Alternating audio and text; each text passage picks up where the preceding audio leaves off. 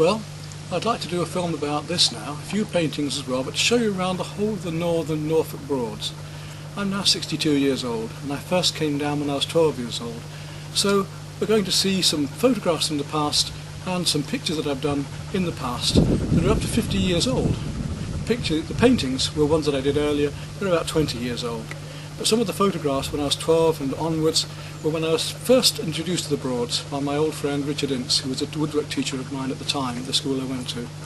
He took us sailing there with parties of boys and girls, and I then followed that on, linking with him, having been a student of his and then becoming a teacher myself, and taking groups with him, and eventually taking groups on my own.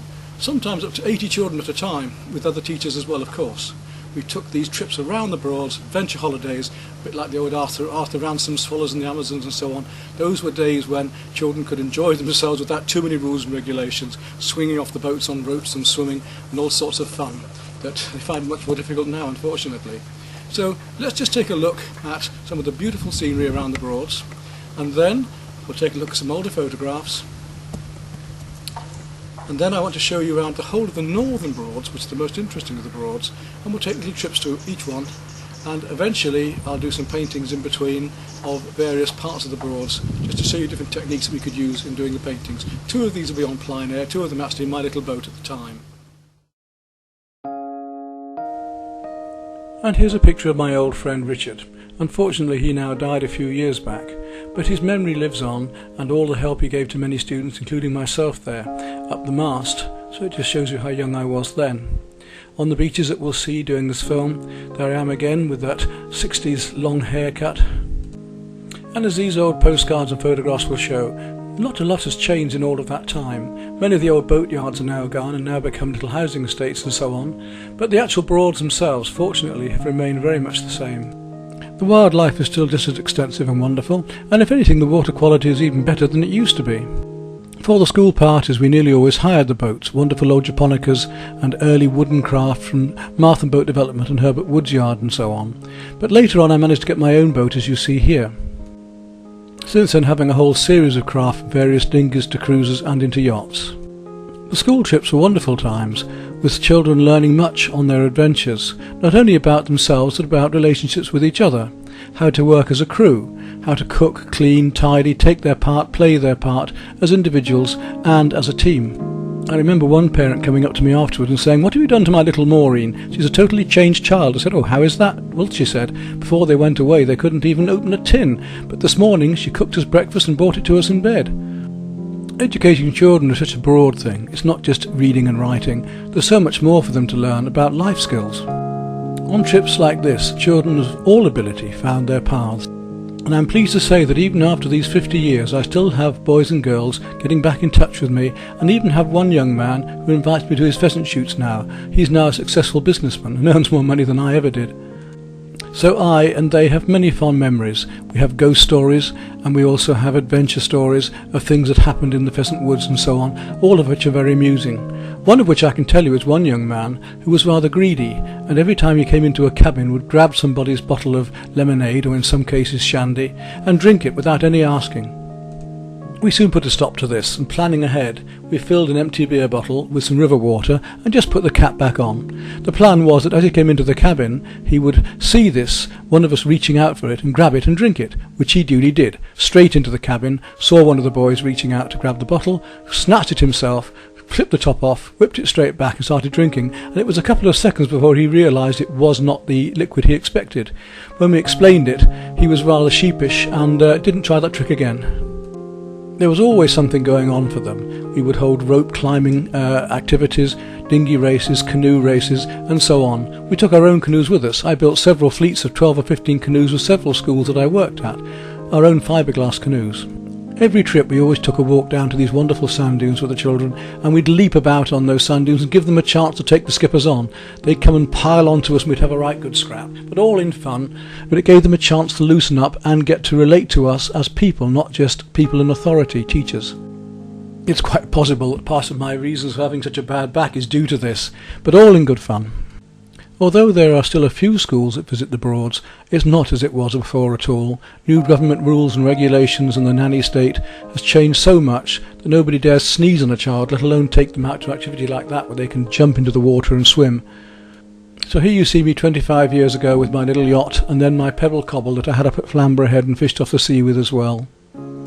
I'm not sure whether I'll be able to return to the Broads. It would be nice, yes, let us hope, but just in case, here's a record of what we've done. Now some paintings from the past. These are 20 or 30 years old as well.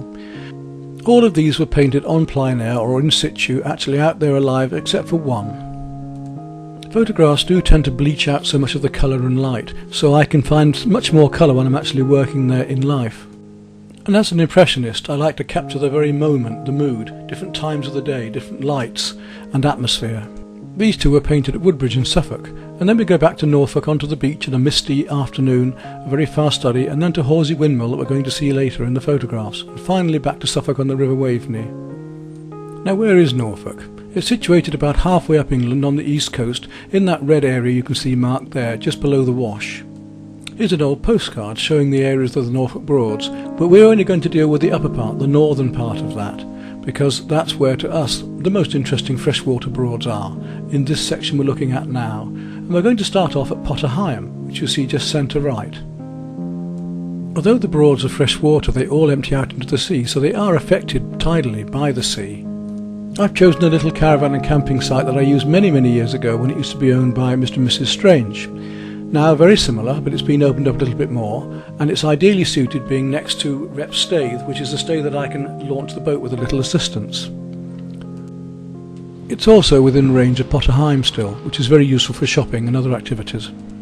We've arrived in late August, so late summer, early autumn, still plenty of wildlife about, flowers and insects.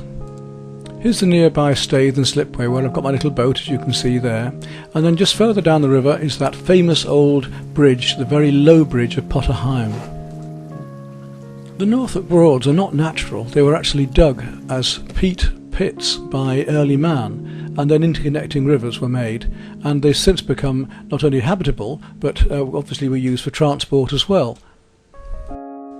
Later we shall see a series of photographs of very large sailing boats called wherries, and these were both for passengers and for transport of goods, two different types. Huge sails, great big boats that were either towed or sailed up and down these rivers.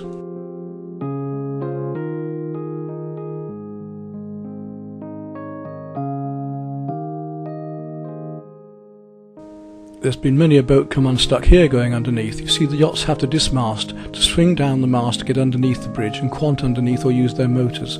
Some cruisers are too large and they need a pilot to get them under. Obviously the tidal height is also important as to whether a boat can get under or not.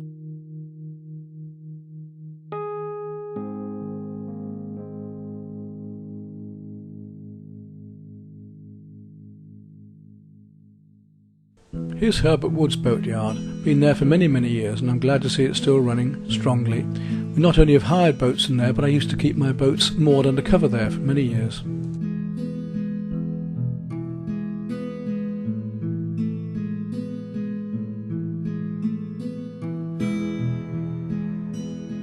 Potter Heigham itself has not changed much. There used to be a wonderful old pub just to the right of the bridge there. This was in fake black and white.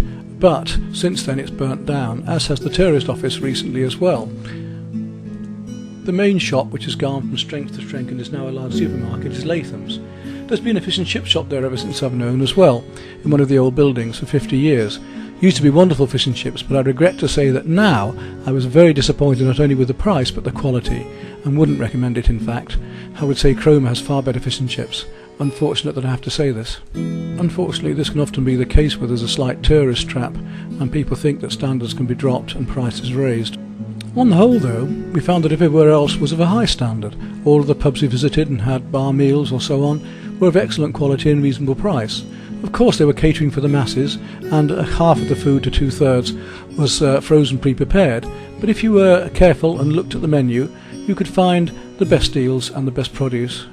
You'll see that in these inhabited areas there have been little cabins placed along the side and the banks. They can't just places anywhere, in fact it's not allowed because of planning. but they've been there for many, many years. Nearly all are on leasehold, and actually these small cabins are quite expensive, fetching up to £1,500 to £2,000, many of them, for the week's rent. And if you actually want to buy one, then you can be looking at 150 to 200,000 just for this wooden shack. So lovely to see Martham Boat Development Company is still there, still active and still renting out both cruisers and yachts, because this is where my story first starts. This is where I was first introduced to the Broads on these beautiful old boats, the Japonicas and so on, these beautiful gaff-rigged sailing boats, traditional craft. We were able to hire dinghies to go with them as well, nearly always loose-footed lug sails.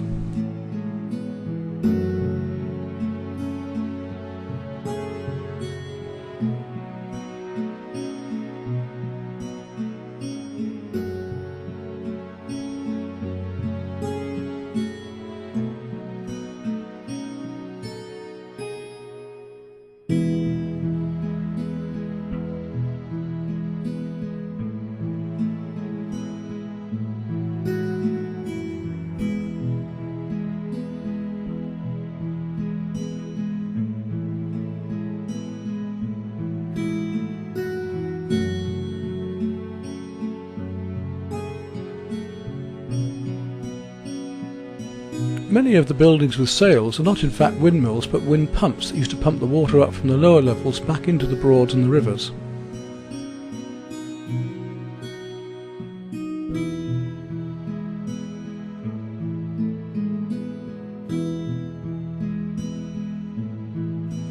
As with so much flat country like Holland, you have wonderful skies in both Lincolnshire, Norfolk and Suffolk, and Norfolk has some beautiful sunsets, which we'll see later in the film.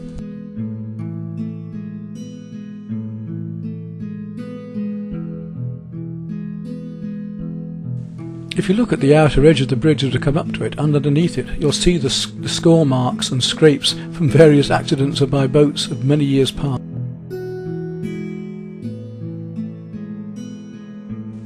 Now let's take a trip up to Hickling Broad and up to Horsey Mere, where the famous big pike was caught many years ago by Neville Fickling. There was some huge pike in this area, and I can tell you a story. We were sailing once of a young lad whose flat cap got knocked off by the boom of the boat, and as it floated in the water behind, a vast pike came up and grabbed it and dragged it underwater.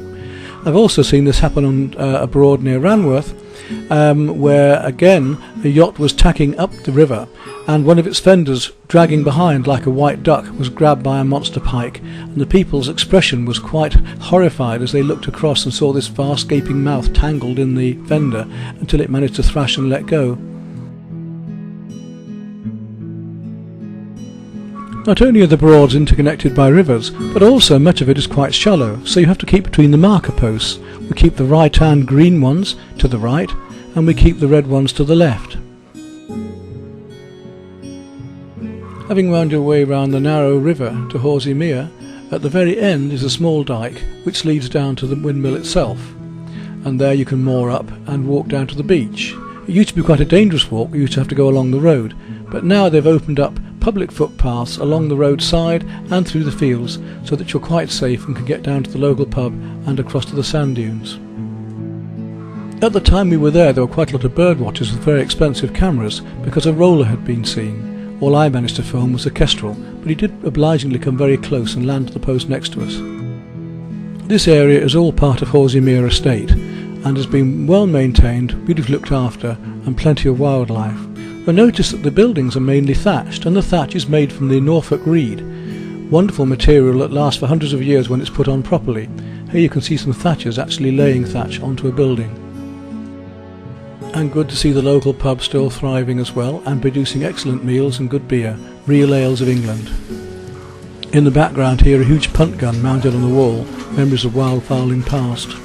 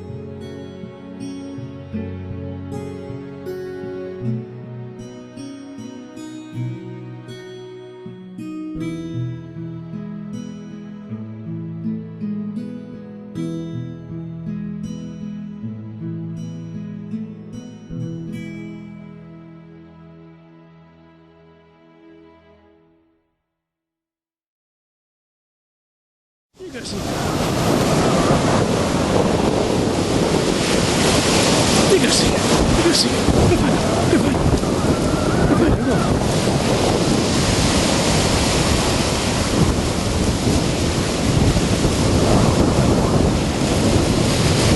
Good dog. You go find it. Good girl.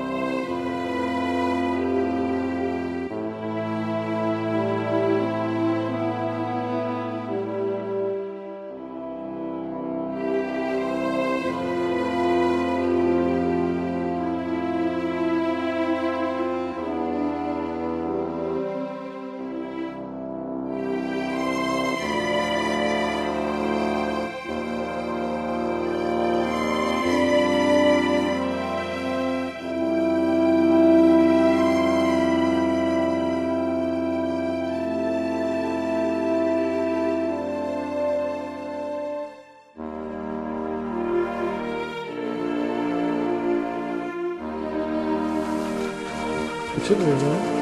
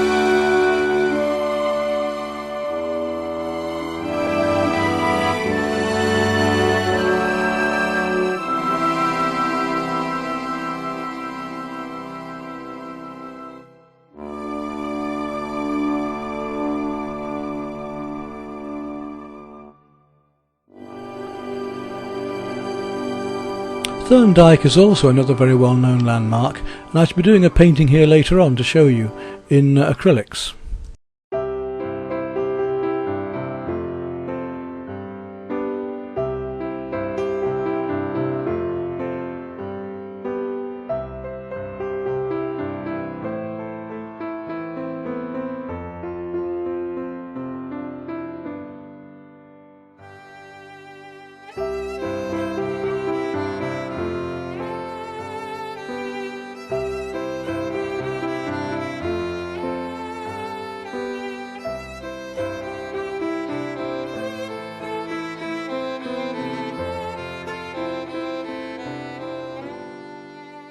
As I said earlier, there are many nature reserves and the wildlife is thriving. Here you see a great crested grebe.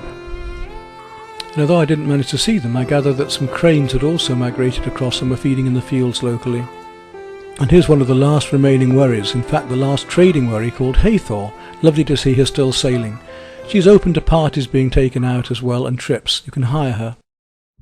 One of the books I always used to carry with me on these school trips and read to the children was Ghosts of the Norfolk Broads, and St Benet's has such a story.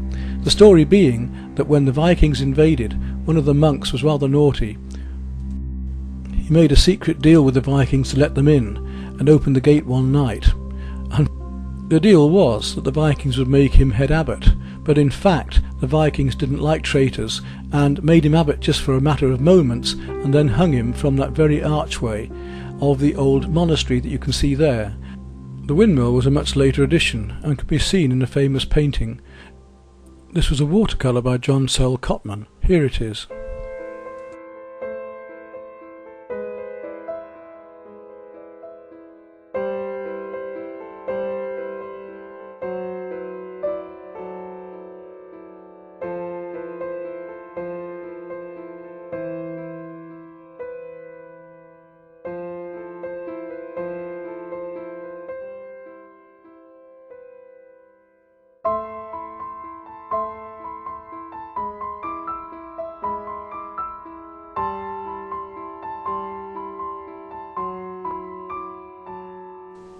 Possibly one of the prettiest Broads is Sell House.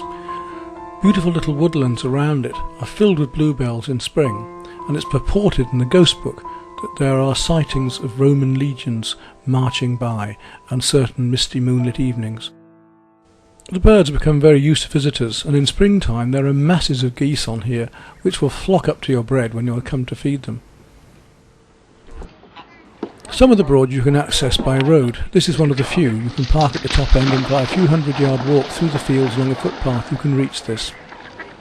But most of the Broads require a boat to get to them, and this is why I bought my little boat for Rosie, so that she can at last see the Broads for the first time.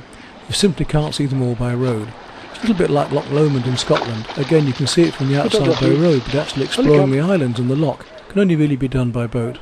Stay. Holly fetch.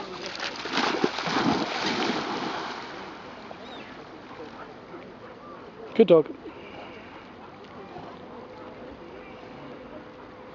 Come on in. Good girl. Come on. Here. Sit. Sit. Drop. Good dog. Yes. I'm always looking out for a photo opportunity, and this little girl provides the ideal situation for a painting. Just across the river from Sell House Broad is Hope for Nature Reserve. We witnessed this many years ago being built, where they placed a whole pathway of sleepers throughout the marsh in one big horseshoe, and then covered them in mesh so that you don't slip, and stapled them together. You can walk through this floating pontoon of these sleepers through the deep marshes and witness the Houghton Broad itself and all of the wildlife and nature and plants of the marshland quite safely.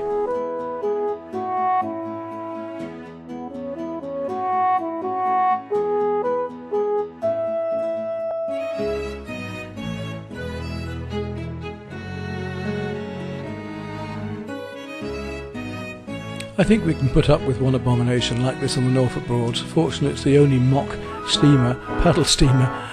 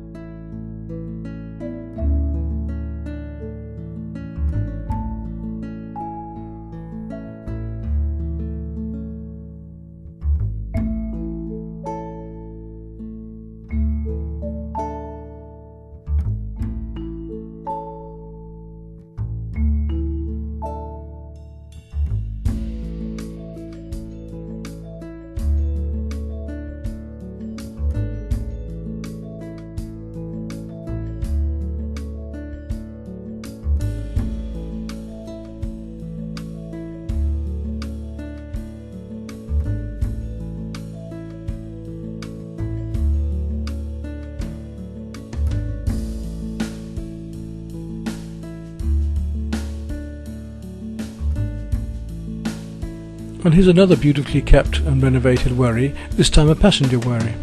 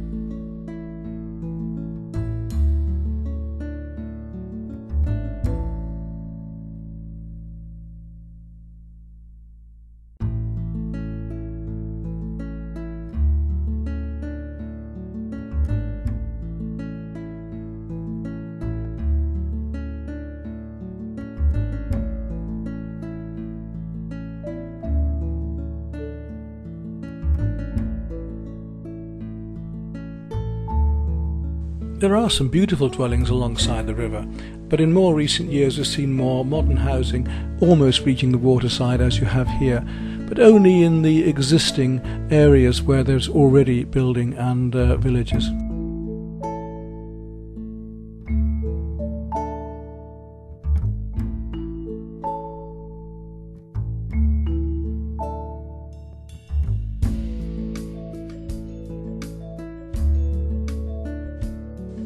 Ranworth you can also reach by road, a delightful little village with a shop and lovely pub and good food, but the church is worth visiting because you can actually walk right to the top of the church tower, climb the steps and take films and photographs of the whole area right the way around.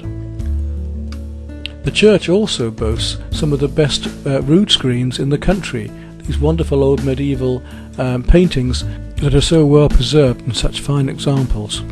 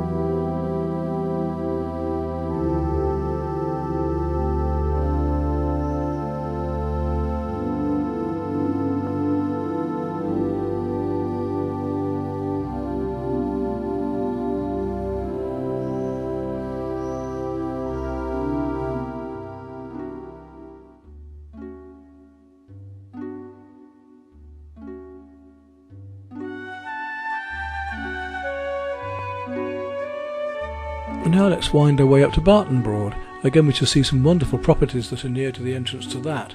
Hugely expensive and way out of my pocket, but what a lovely place to live.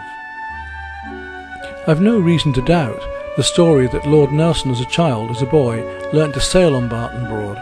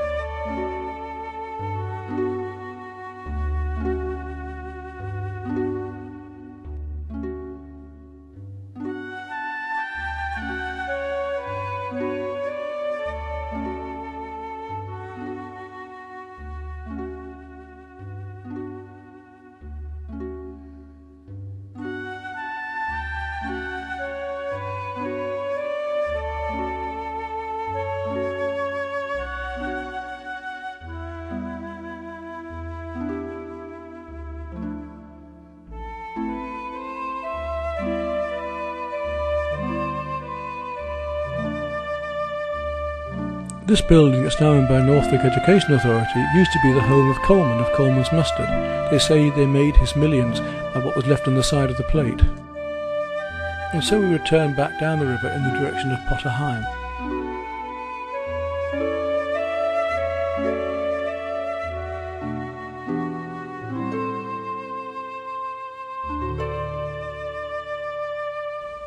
There, down the lane behind Martham Boatyard, is an old graveyard of boats. Here we have these wonderful old cruisers and things from years past, that many of them I doubt will ever function again, some just skeletons. What was slightly amusing was that we noticed an old man come up on a bicycle, who then climbed up to one of these and appeared to still be living on it.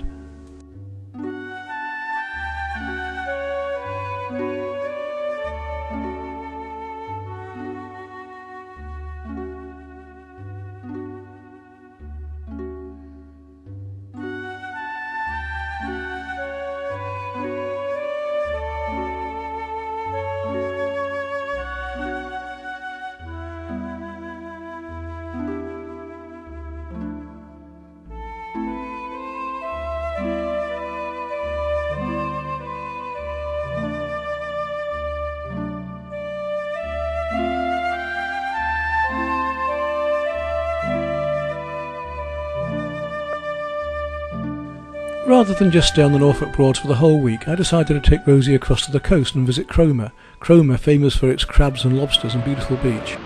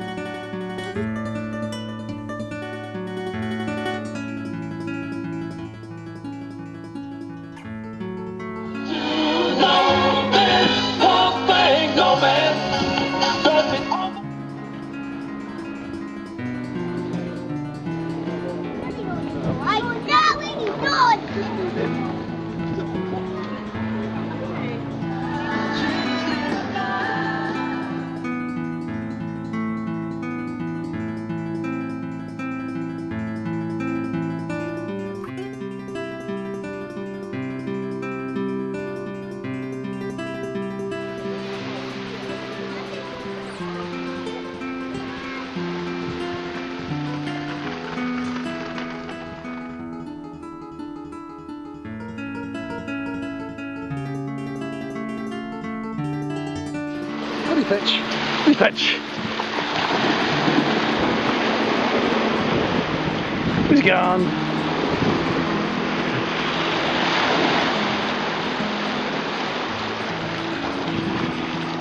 There's good dogs. Good girl. Good dogs. Good dogs, yeah.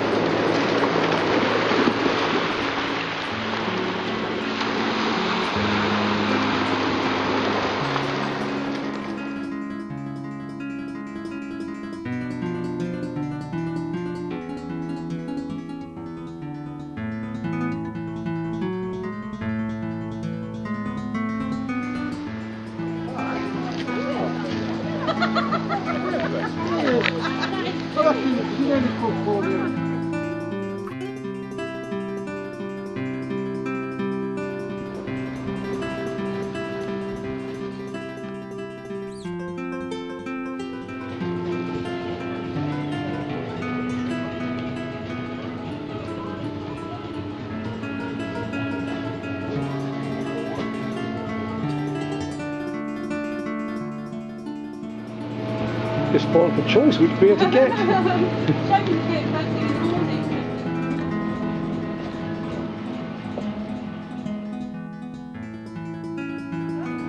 Could I have an apple blackjack and a fruit blackjack?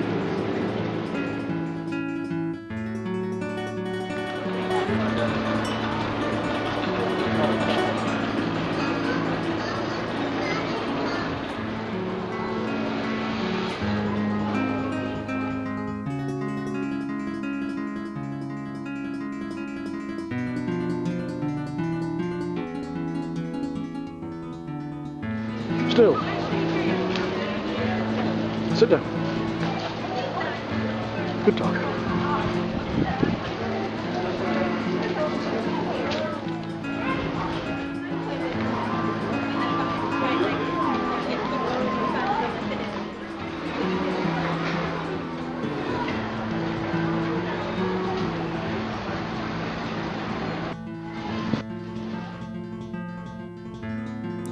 At one time, Wroxham was a wonderful traditional boating village with lots of boatyards. Now nearly all of these have been turned into small housing estates with interconnecting little dykes and rivers and moorings between them. It's still thriving though, and, as always has been amusing, the whole place seemed to be owned by a guy called Roy, who has his name on nearly every shop.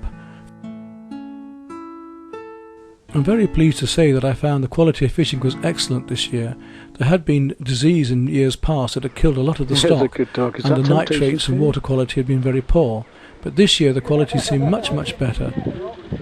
In fact, as good as I've ever known it. Plenty of bream, perch and roach, and I'm sure those big monster pike were lurking around there somewhere.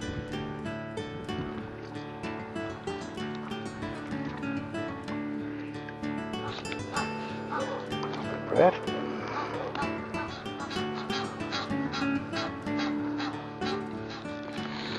There we are, little roach.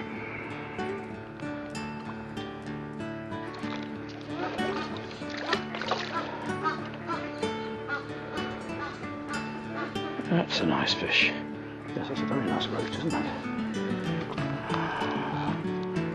Oh, there we go. Look at that then, doggy, eh? Yes. That's a beautiful roach, isn't it?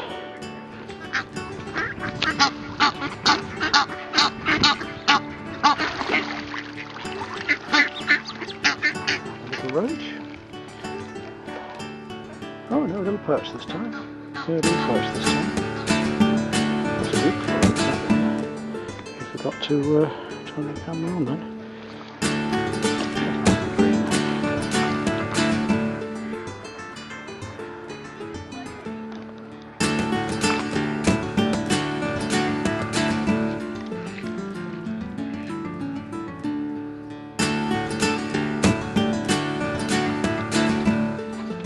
Go. That's a nice little bream.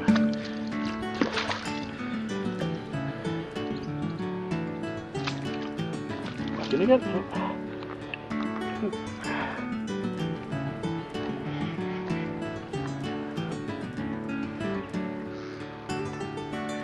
Might bring it into your hand.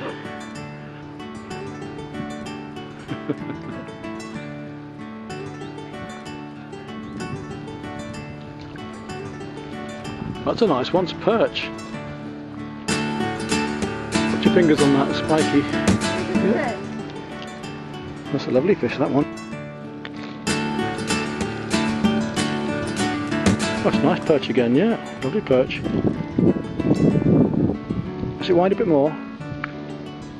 Wind down to it a bit. That's it, then lift it up and out, yeah. Swing it over. It's a nice fish.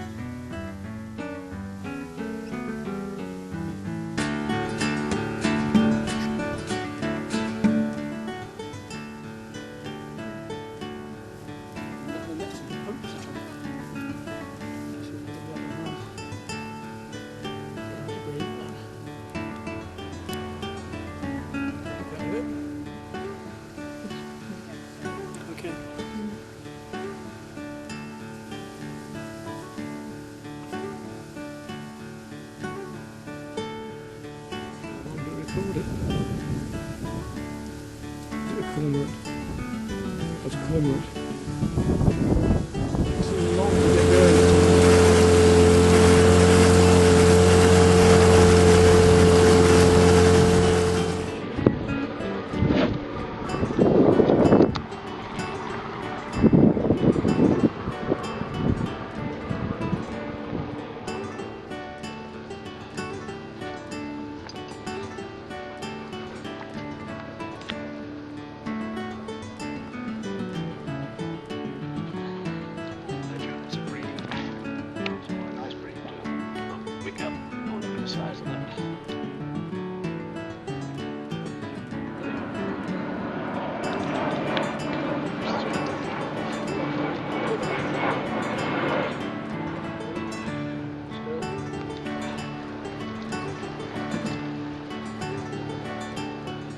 What's this little thing? What's this? Look.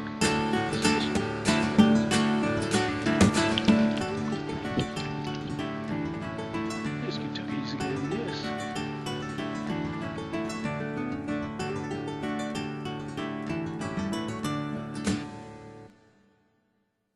Well, that's almost it then. That's my brief introduction for you to the northern Norfolk Broads. Even the dogs have settled in onto the boat now, being their first time ever. Let's just finish off this film now with a whole series of different photographs taken throughout the week, my favourite shots. And then we'll move on to doing the demonstration paintings, again from some of those favourite photographs.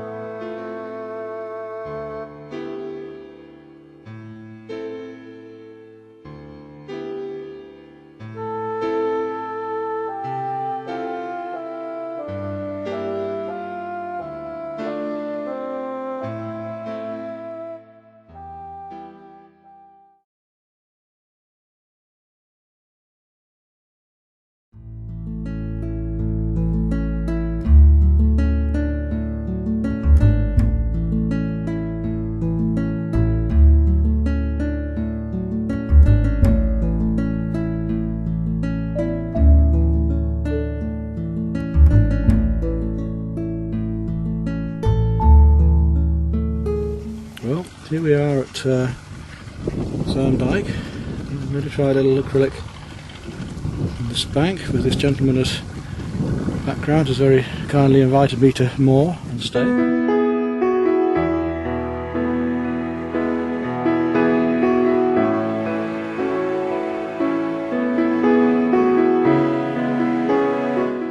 Just finished with this nice little round brush, my stay palette going. I'm now going to move to a larger brush. Right, I think what I'm going to do is I'll paint the windmill about here and just get these trees and things and do all these cabin grooves and stuff in. So mark it out with a nice round brush, just the basics. Distantly, because I want to put in, I may want to put in do that worry later. I'm just using my fingers at the moment to make a frame to find the composition I want, and I've decided that halfway will be about where the mast is of the boat here.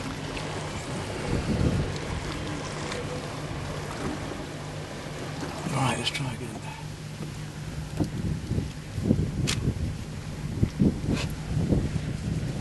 Just finished with this nice little round brush. Got my stover palette going. Move to a larger brush. Go for the sky.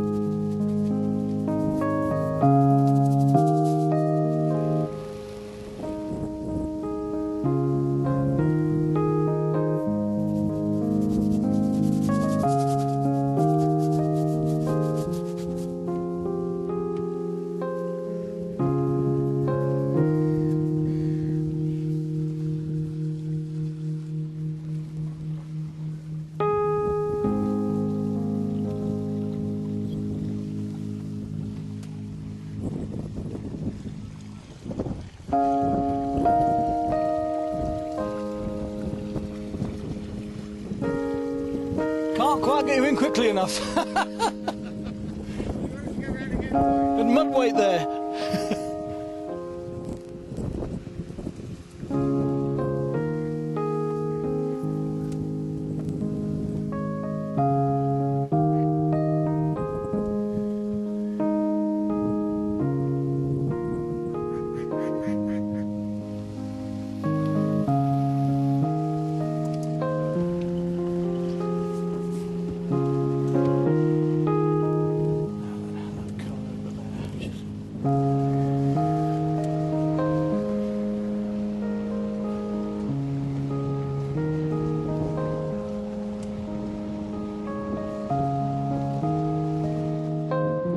That's how far we've got so far.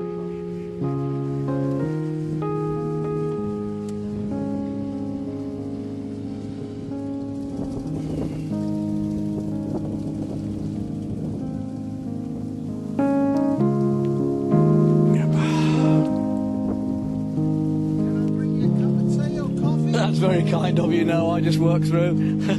I just wish I could get a yacht just to sit there for a bit longer. No thanks, I'm alright. I'll just keep it this. Very kind of you.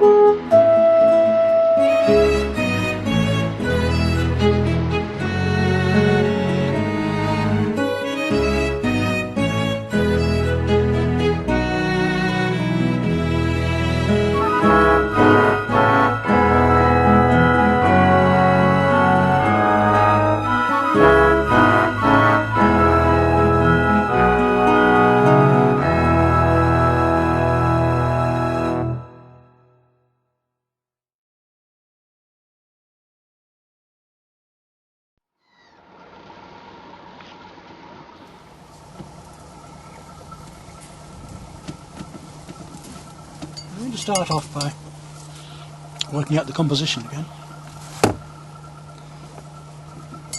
And as before, use a little bit of ultramarine and use my fingers to make a box as I look through for the composition. And what I want is this lovely big tall tree out to the right here and the reeds coming in. This tall tree comes right out through the picture. I'm going to change the composition just slightly. I know what I want from this. So it's coming out and like that. So again I'm going to start with my turquoise, a little bit of white, quite light at first, quite light in the distance, more white, very pale turquoise going on behind there, right the way through here. We want to make it too dark, too light, or we won't be able to show any white sails of any yachts later. So it wants to be a tad down. And once we've got that lovely turquoise established, then we can start to add the pink to it, start to get the clouds coming up.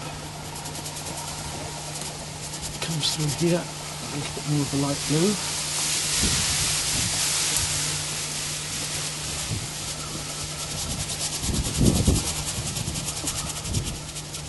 Beautiful turquoises and light blues then. Up through into here.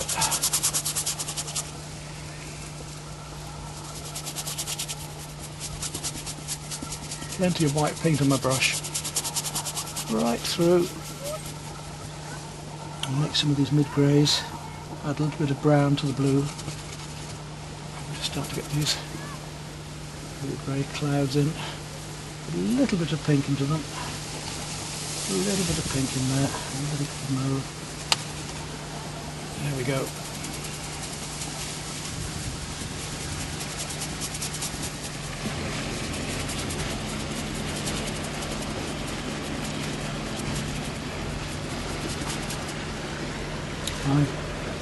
Ultramarine blue, a little bit of burnt sienna. If I want it warmer, then I just add more sienna.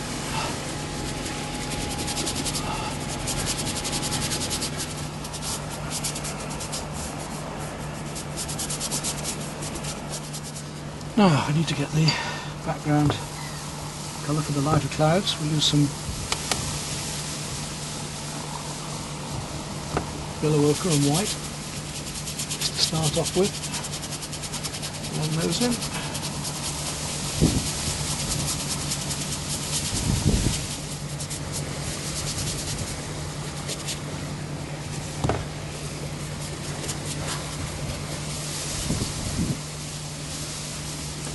So you can see what we're doing. Here's a shot of the same thing. Take the sky that we're doing.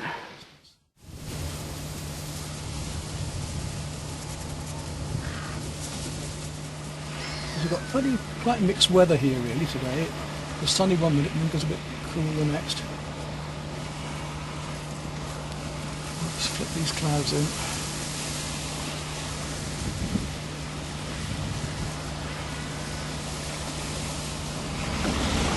Into this tree over here. Let's get the green grey of that. Take some Prussian blue, some brown, some sienna. A little bit of raw sienna. Put in there with a fairly warm blue. A bit far there. Into there again. Get more of this blue into it.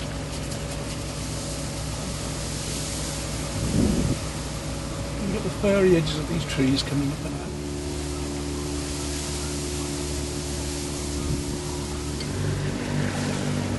Now a bit of yellow ochre. Touch of green, wee touch of viridian to start to get some of the sunlight into the background. These meadow areas here.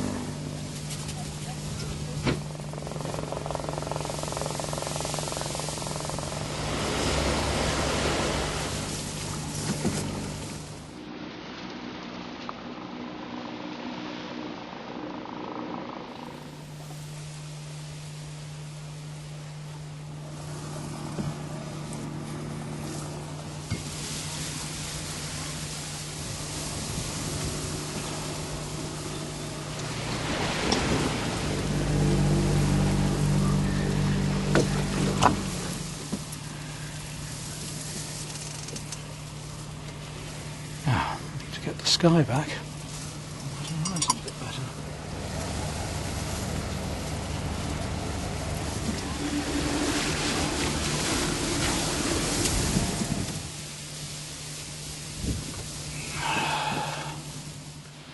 So that's the stage we've got to now.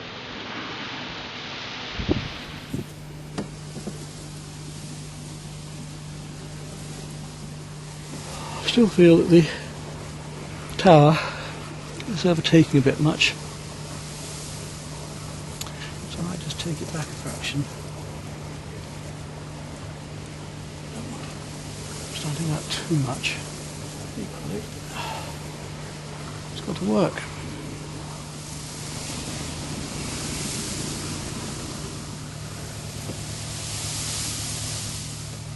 No, I think that'll about do it today.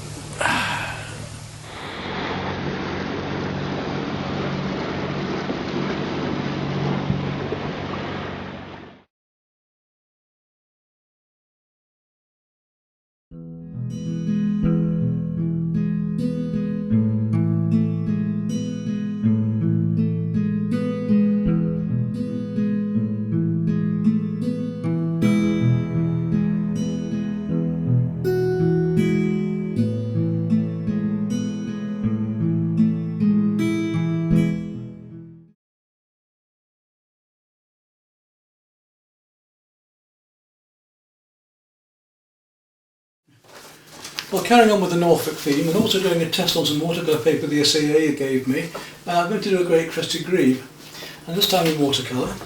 And all I'm going to need today are my oval mop, a Pro Art oval mop, a little brush called a silver rake, this large one, again another specialist brush from the SAA because it's going to be ideal for the feathers, and a size 5 and a size 2 watercolour brush. I'm going to also use a little bit of masking fluid from your applicator, which is ideal for little bubbles and things around here. And that's it, my standard set of watercolours here, and palette, and of course water, and that's all I should need for this painting. So I'll take you close up to this and we'll look at some of the special techniques we can use to get these effects. Now the first thing I'm going to do is use the masking fluid applicator to drop these little blobs and dashes of masking fluid where the bubbles are going to go sparkling on top of the water. This is normally done with the board flat, but as I'm working vertically here I thought I'd just do that to show you. We're not going to be doing any fine lines with this, just these little water droplets, just these little bubbles.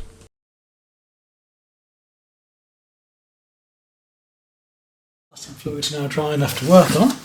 So we'll make a start. And we'll do the bird first, I think, and paint the water afterwards. So I'm going to start with my medium round brush. And we want to work in watercolour from the lights to the dark. So we're going to work up from the whitey areas to the darkest ones. And there'll be a bit of texture on this as well. Working on a fairly small scale here, so I've got two fairly small brushes. The beak here has a slightly purple tint to it, so I'm going to take a little bit of alizarin and just bring that across the beak thinly first of all to give that a thin wash. Remember that the wash is the first coat we do, and any transparent coat after that over it is called a glaze. So this is a thin wash of that. I'm going to take a little bit of Prussian blue and a wee touch of burnt sienna to go into that, and to make it slightly darker, and just drop it. I'm working on the vertical here, so I'm just going to drop that down and in here. And it's still slightly wet, so it's going to just blend down a little bit into that alizarin below. Put it down too much. That comes right up and across the beak here, up into the eye. Very, very small area to paint, so I can't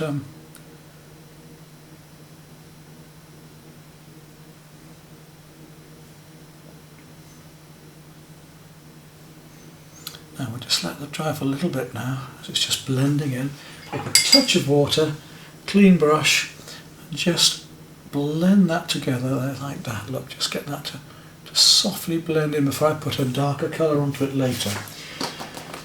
Coming through here, I'm going to take some raw sienna and just put a thin wash of that up into here. Come down. Let it just blend lightly in. Now, by using it darkly at an edge, by using it a little bit thicker at the edges here, I can then bring it back with some clean water in a moment. So I want to just bring that raw sienna down there, ever so softly, just around the bottom edge here of the chin. And then I'm going to take some clean water and just blend that in with the water. Just blend it into the paper here.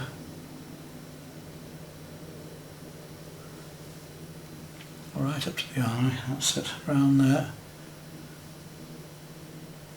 so we can barely see the join, and then clean water and just soften it in so it's not quite pure white. Take the same colour and a little bit thicker, come back here and paint the whole of this. Now this paper I'm testing, yesterday he gave me a sheet, and so far I'm finding it very pleasant. It resists just a little bit of the first coat. So I'm getting a slightly waxy feel at the beginning, but once the paint is on, it's adhering well. So now you see how we've graduated through there. Now while this is still wet, I want to put a slightly richer, darker Indian red here to try and get a feeling of this warmer colour that comes right down the back of the greaves ruff here, right up and through here into here, a little bit coming around the edges, little bits into there where it's still just damp, and by letting it fur out a little we can get this feeling of the feathers without even using a different brush, which I'm going to be using later. So very finely with that brush. I want to go darker still, go right back to here. I'm going to drop a bit more, a richer red into that still. I'm going to take some of the alizarin again and mix up with a little bit of the Indian red. Give myself a very warm, drop that in there. You can see just by tickling it in how it's spreading out, giving me this effect. To go stronger still, so more of the same two colours, and I'm still dropping those in quite strongly here. There we go. And I'm going to put a little bit of fluffiness into there later, but you can see I'm just dragging that tip of that brush through a fraction to get the slightly feathery feel, even though it's spreading a bit. Right back to here. There we are. Now the eye has that same colour going on, that rich brown into an orange here. So I'll take a little bit of cadmium orange and just, so if it's a small to paint, just paint that round the eye there, leaving the tiniest touch of white at the top because I want to leave a little bit of light just shining up there. There we are. Now back to here again. I'm going to take some of that warm and just now put a slight glazing in here. So I'm going to use it very thinly. It should be dry enough to take the paint now. Just put a little bit of this warmth as a glaze across the beak there, look. A bit darker, take the same Prussian blue and the burnt sienna again. And we're going to go just a little bit darker under here.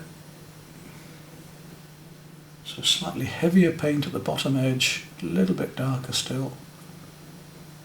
Get the feeling of this greaves beak. Right, we'll leave that. We'll leave the eye for the minute, we don't go there yet. I'm going to start coming down this edge of the throat here, and it's very light, so I'm going to put a very thin wash of the raw sienna down here, very thin, almost white, all the way down there to get the paper to work. It's resisting slightly, so I'm having to get it slightly wetter first, and then I'm able to come in and add in along that lower edge this little bit of yellow, and we'll work into that in a moment, all the way down there. And that comes on. Now here again I want the same thing. I want a variation of golden yellow and browny yellow here, so I'm taking my water and just wetting that paper surface first, because this particular paper is resisting quite a bit. So I'm going to wet the whole of that bird with these lighter tones. I'm having to adjust my painting technique to the material, in other words, as I go along. Now it's a bit yellower down here, so I'm going to take a little bit of chrome yellow and put that across the bird, just mottling it along at the moment. This is my underpainting. You see how different that yellow is to the raw sienna. Not it too yellow, but just yellow enough to... There we go, it's coming down to the water's edge here. I'll put some more in there later, right up round the back of the bird here. And I want some of this slightly warmer brown coming around the back of the bird with that yellow. This is giving me my underpainting for it. Comes right down to here. And it's also reflecting into the water, so while it's on my brush I'm going to paint this yellow just coming into the water down here as well, reflecting into this water here.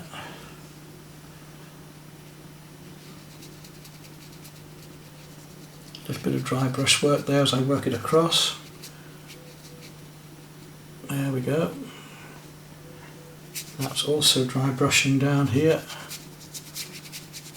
Just see me pushing the brush across the surface of the paper to get this dry brush effect. Right.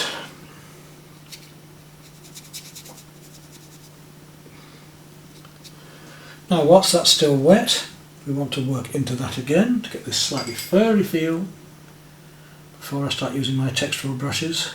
So a little bit more of the Indian red, a touch of the alizarin, and we'll just start to bring in some of these warms into the background, let them fluff out here with the wet into wet technique. Just letting those lights show. Comes right up there, through here. Just fluffing slightly into the edge of the wet into wet neck.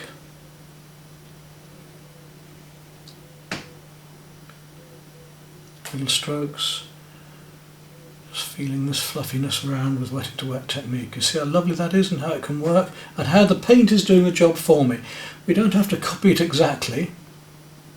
We can get these effects using that same colour down here in the reflection again to get the fluffiness, and we'll let that dry off a little bit. I want to go back into here and I want to use a little bit of purple now, a little bit of purple and my Prussian just to get some of the cooler edges back here.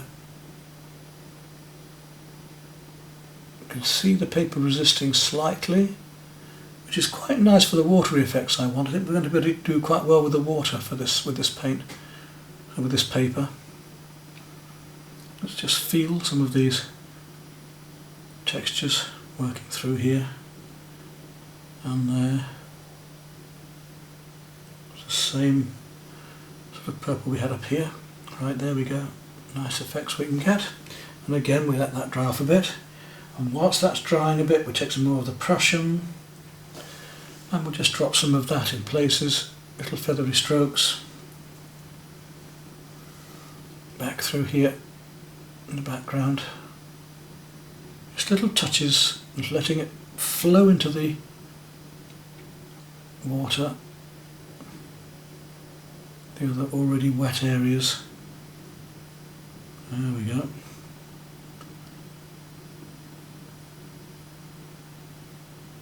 Get this lovely effect of one colour into another and over another. Right, let that dry for the moment. Right, now I want to move on to refining that eye. Take a very small brush and I don't use black, so I'm going to be using the Prussian blue yet again and a bit of burnt umber to get as dark as I can. Maybe a little touch of the purple as well, just to give it a bit more depth. And we'll just try and get that pupil in here, leaving a little bit of light showing at the top, look. There we go. Maybe just go around the top a fraction, so a very small brush. Just to get these little details. And then Might be a little bit of dark around the outer eye as well. That gives this that shiny area. I'll just find the centre of the beak a bit too here. And with a bit of water, just bring that out, blend it in. I want to work on the head, on the crest, and what I'm going to do there is go back to my medium brush, take some ultramarine blue and put a coat of that, a wash of that on there first of all. You'll see why in a moment. Get this paper going, because I say it does resist quite a bit. The only thing I found about this paper so far, it's a little bit irritating in that it resists, but it also will have a useful effect in doing that with the water when I want to dry brush later. So it has its swings and roundabouts, so that's while we're trying this out, isn't it? To find out about these things. Right round here, and then same thing again, dropping down the back of the head here.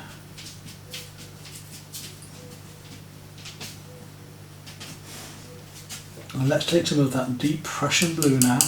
Indigo or Prussian blue will do for this, doesn't matter which really. And mix that with a little bit of the burnt sienna again to make our dark. And we'll drop that all the way down here, right down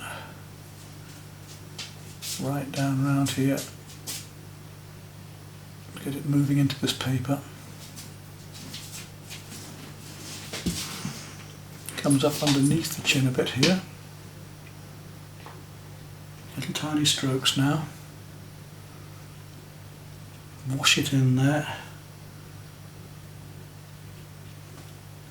And using the edge of my brush, we'll just cut in at the tip of the brush to give the furry effect of the edge of this ruff.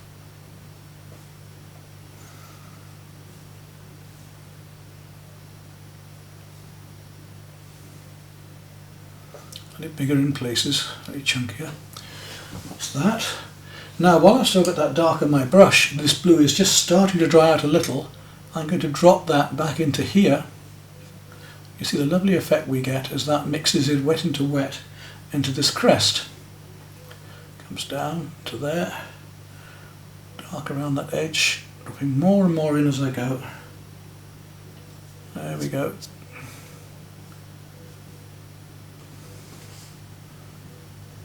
We can come back again and drop a bit more in. I can come back into that in a moment and do a bit more fluffiness with the darks, but not quite yet. I just want a little bit more around this top edge here, just finding.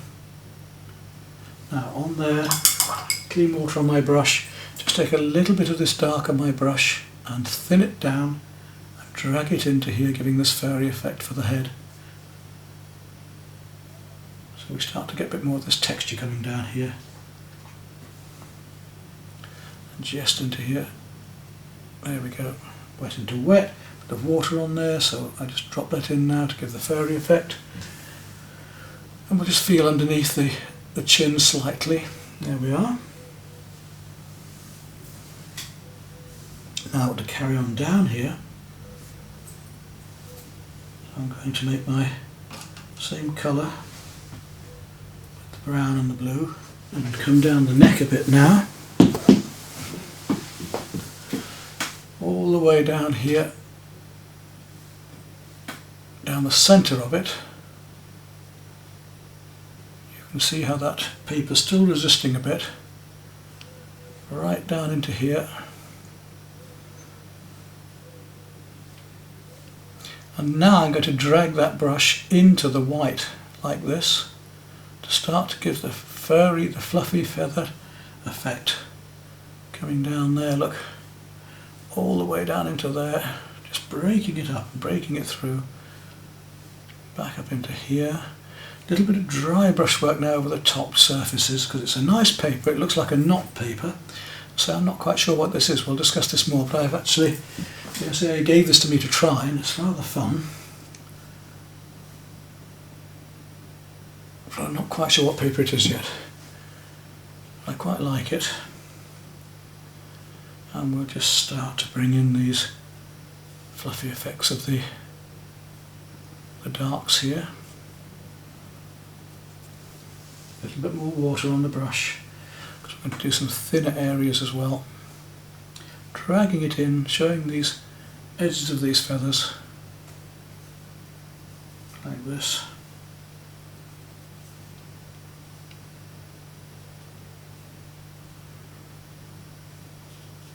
Great crested grebe on the Norfolk Broads as he swims past.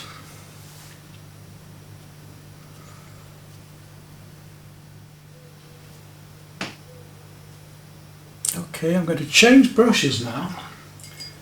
I'm going to start using this one, which is the new rake I've just bought.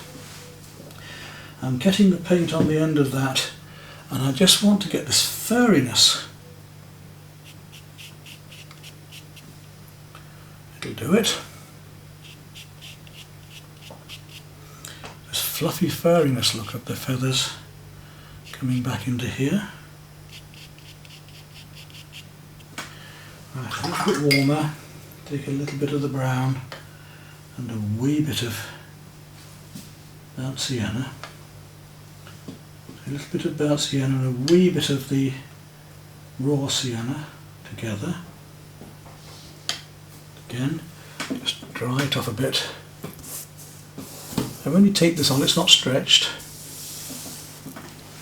And I want to start getting now a little bit more of the textures of these browns coming across the back. Here we go. Just crisscrossing, and we'll get the effect of these feathers. There we go, look, the fluffiness of these coming up. And into here the same. How fine we can go with this.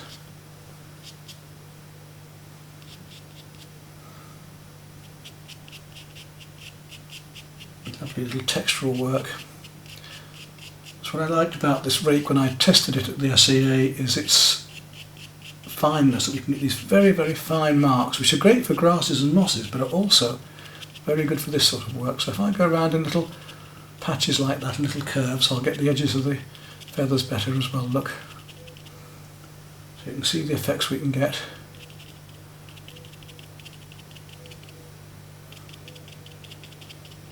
Coming around like that. Right down round to the edge of the water. Just dotting it on. Come down to here, a bit more warmth into it, a little bit more of the burnt sienna.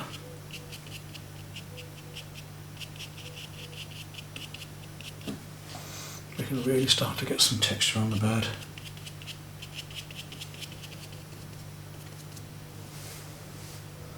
Back to the dark again.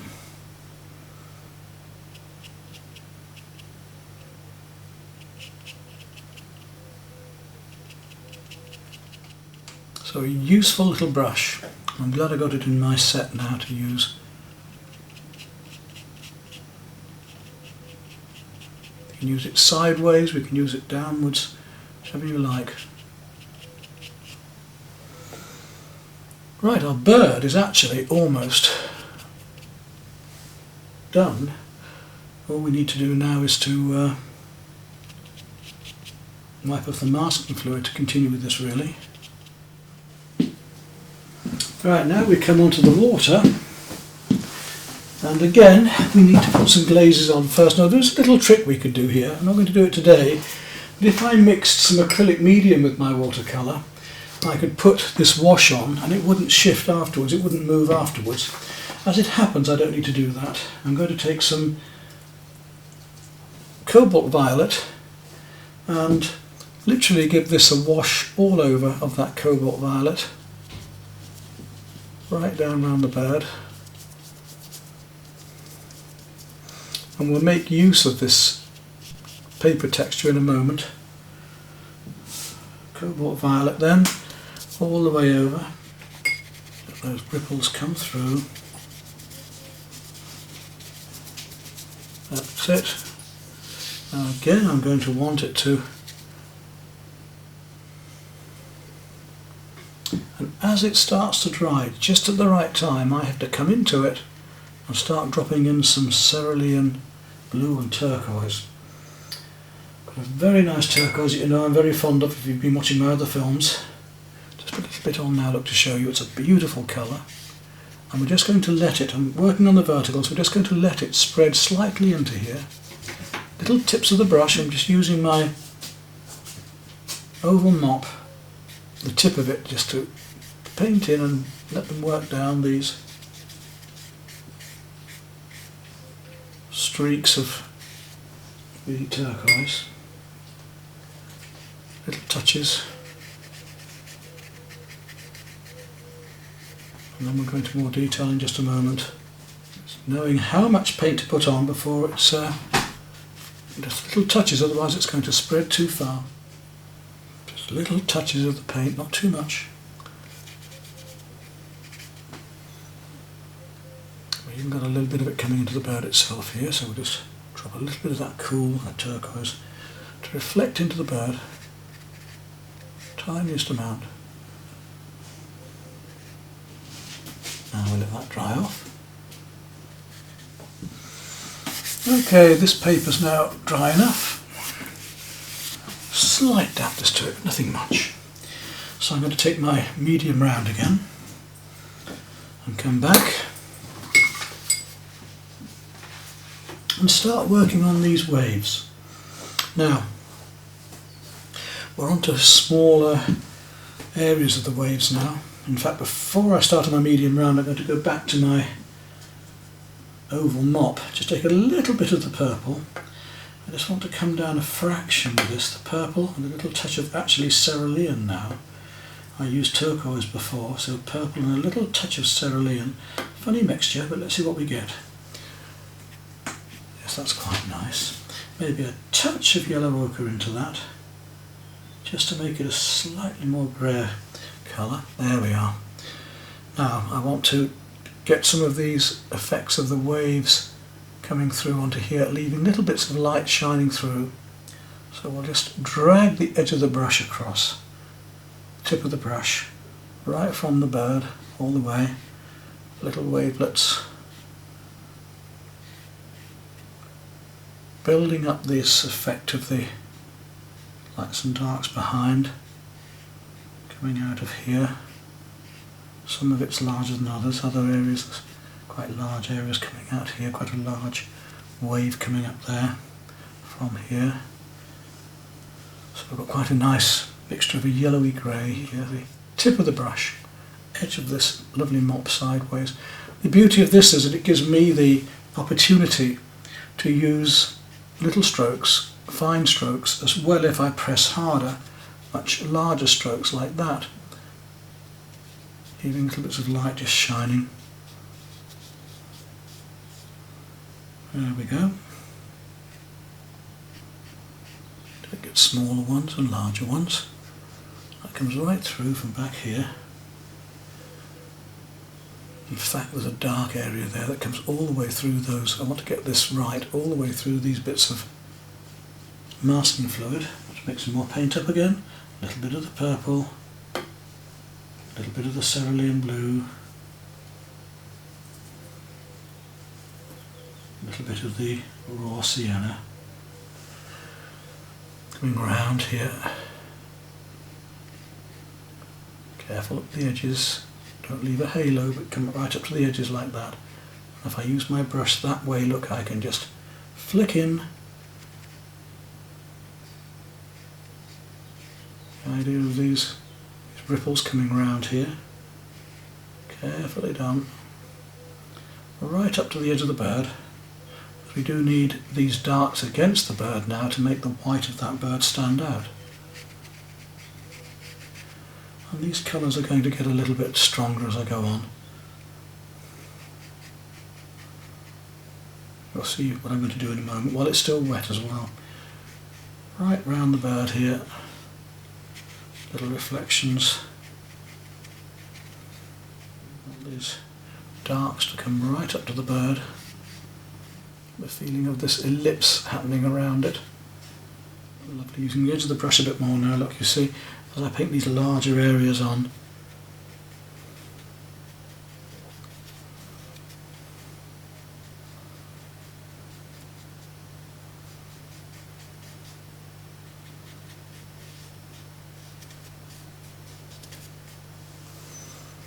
There we go. Now while that's still wet, take a quick shot with my camera. While that's still wet, I'm going to make a slightly deeper blue. Take a little bit of the Prussian and the ultramarine and just drop in here softly. I'll make it a bit harder in a moment. Just drop in to get some soft effects. A little bit of the Prussian and the ultramarine. Down into here. Right down around the bird. While it's still wet. You see this lovely effect we're starting to get now of the lights against the darks.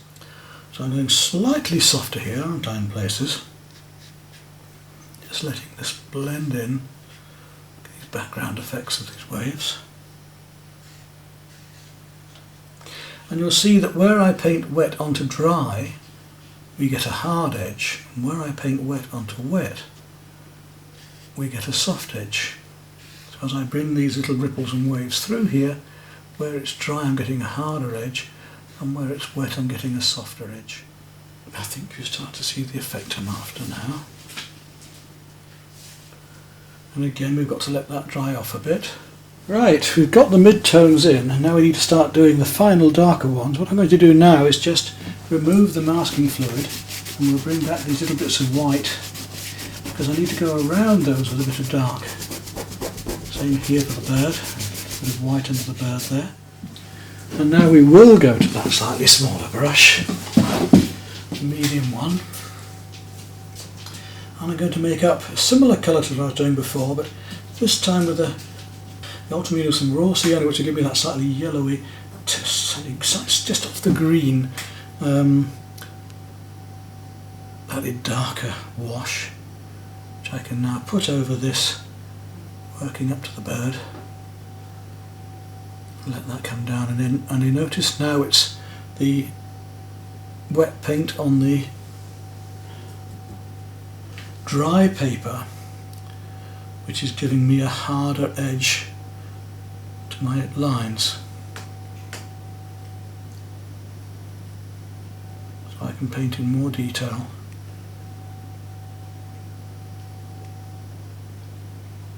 Slightly broken effects for the ripples coming outwards here. I'm going to go darker yet in places around the bird to help silhouette it out.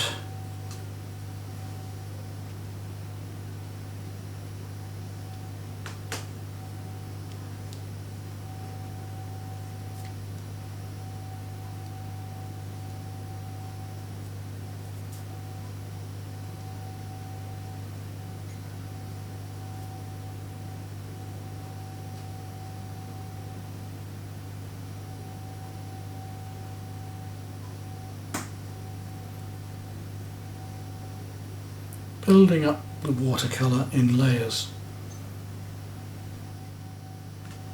Dark behind here, coming up under these feathers.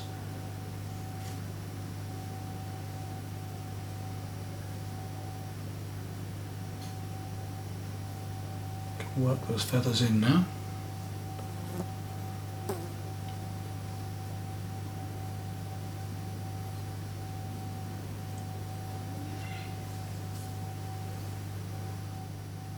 Quite a big stroke there, which is breaking down then into the wavelets as it comes out here.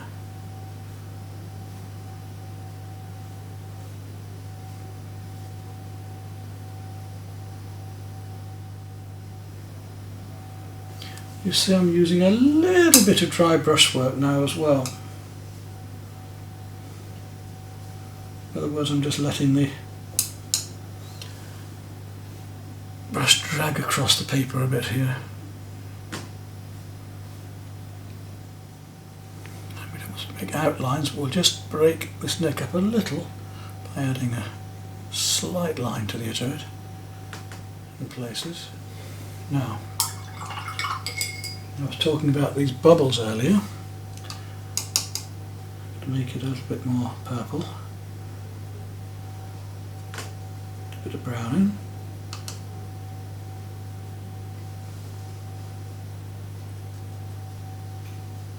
A bit of bouncy yellow into it now. So I want some real darks again. I'll just look at these darks here. And fluffiness bits again. And also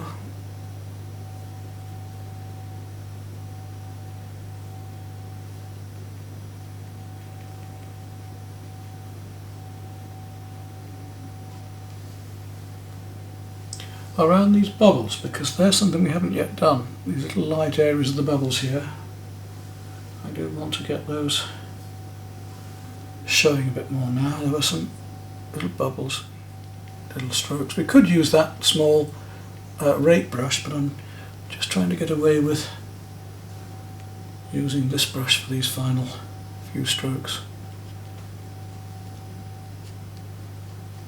Just darkening down a few bits here and there. Now the paint has sunk, which watercolour of course will. We know that that watercolour is going to sink slightly. So, and our bird is almost there, and you saw how quickly we produced that.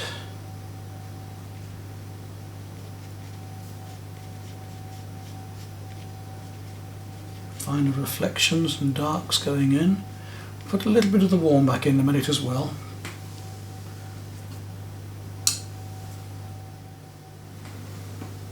Now, just a little bit of warm. Take some raw sienna. Just come back in with that warm. Maybe a touch of, maybe a little bit yellower, a little touch of cadmium orange coming in here. And there's our painting of the grebe, done fairly easily. I don't do any warmer than that. It's good enough.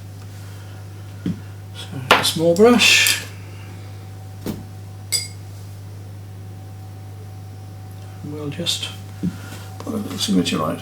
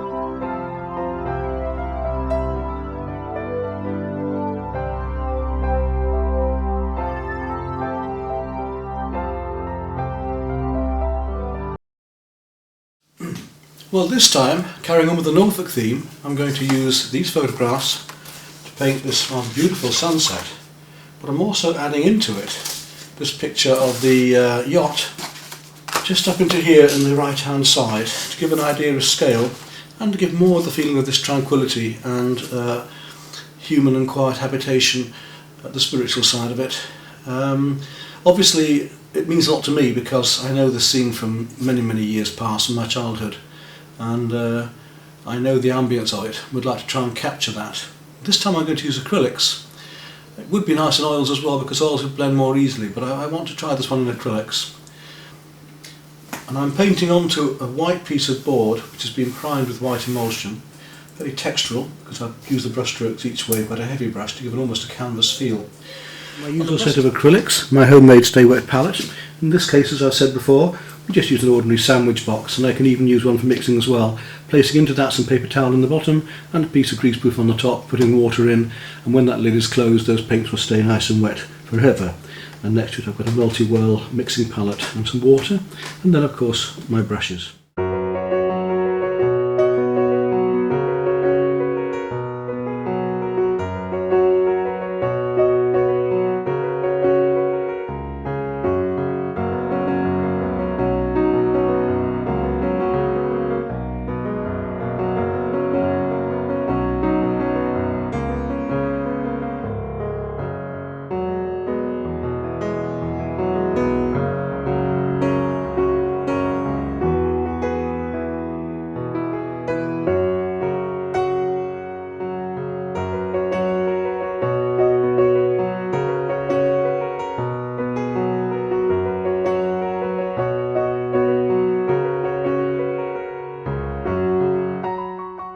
Let's go into the brushes now and see what we're going to use. And the brushes I'm going to use this time are almost entirely, except for just a couple of small ones later, these SAA acrylic and oil filberts. And until now I've been using most of these specialist crafts ones, which are very nice, but I thought I'd give the SAA ones a trial and see how they compared. I'll also let my students try them as well, so we'll see how they think of them too. The nice thing about the filberts, of course, is you've got the rounded edge, flat one way to do finer work, and then rounded, which gives you lots of control, especially on things like portraits where you don't really want hard, flat edges. To finish off, I'll just need a small pointed round brush for the master and details. Maybe doing a little bit of leaf work on this, in which case I might use a little bit of the sponges. So let's see how we do with these brushes then. Most of this painting I'll be using this larger brush, in this case it's a size 16, nice chunky brush. And painting fairly loosely. One of the problems I'm going to have with acrylics is blending, so I'll have to try and blend most of the scene as I go along.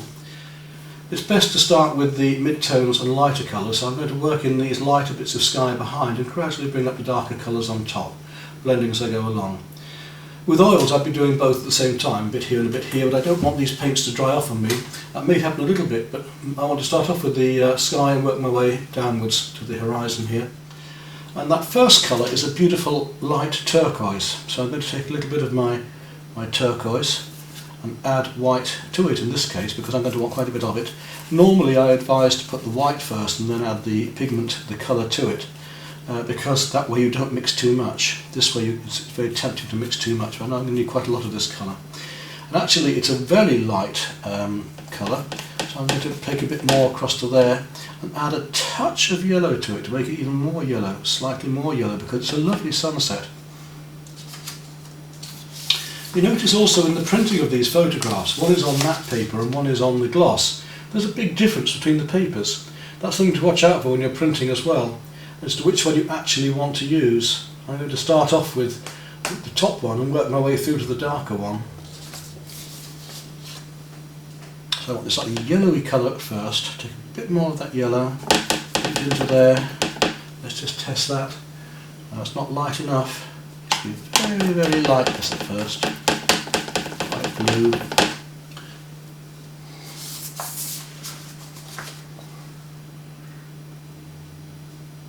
Comes up through here. There we are. That's more the colour now. And I'm painting onto a whiteboard, as I was saying before, and this will also mean that it will appear that the paint is too dark, that the paint is too strong at first. But as I go on, in fact, you'll see that it's not. Right through under here, up through the cloud edges, using the brush sideways on. Again, it's a rapid technique. It's slightly impressionist. I'm not using broken colour yet, but it is slightly in the fact that I'm going to be using one colour over another, letting one colour show through another, right through underneath the clouds here, to paint through our drawing a bit, because we don't want to leave behind a halo, we don't want to leave behind areas of white around another colour that's going to come on later. Going a fraction darker down here, a fraction more colour into it with that turquoise, just blending it down and through.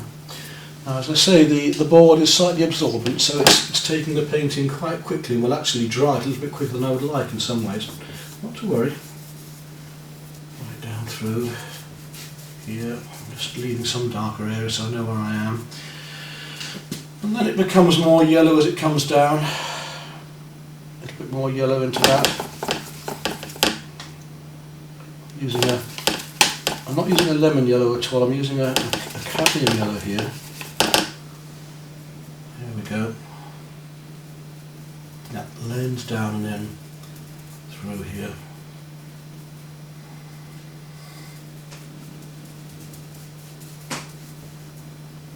And it looks too strong at the moment, but once we've actually established it all, it won't be.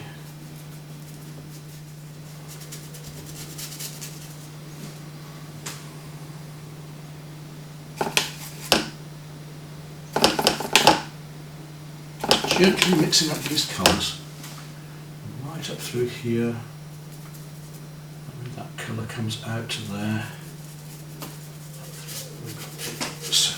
Almost cerulean turquoise coming through here.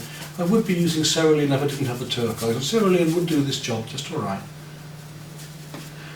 As I come up here, it gets stronger, and I'm going to now take some of the cerulean blue.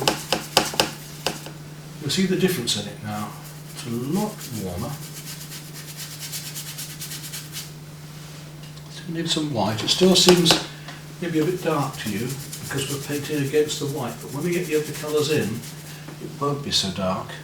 And the point is that that will allow us to have any more lighter colours glowing later on. We've always got to leave ourselves with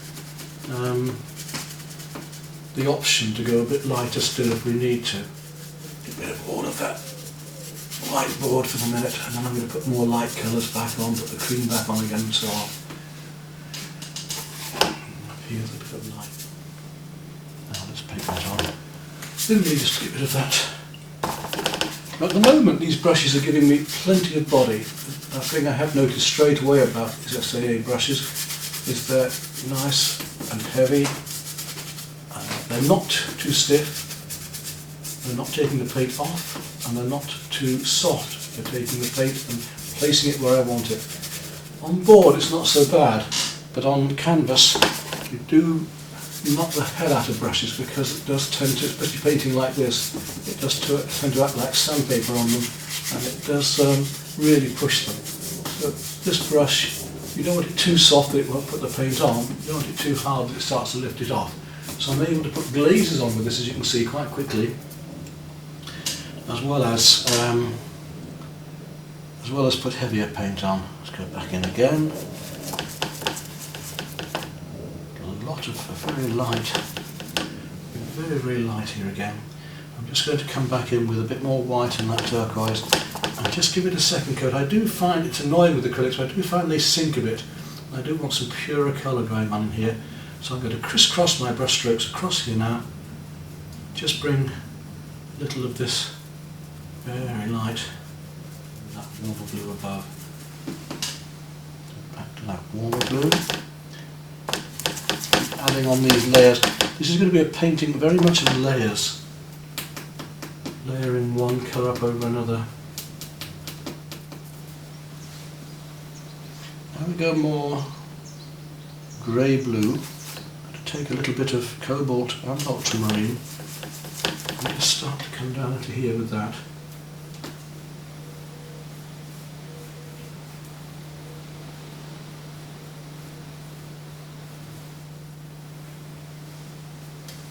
More water with it because I'm using it as a glaze as well. And into that I shall place a little pink, a little magenta, to give a slightly pinker tint here at the bottom. I need to let that dry in a moment because it's starting to lift off the existing colour if I don't. Right the way along, way down to here.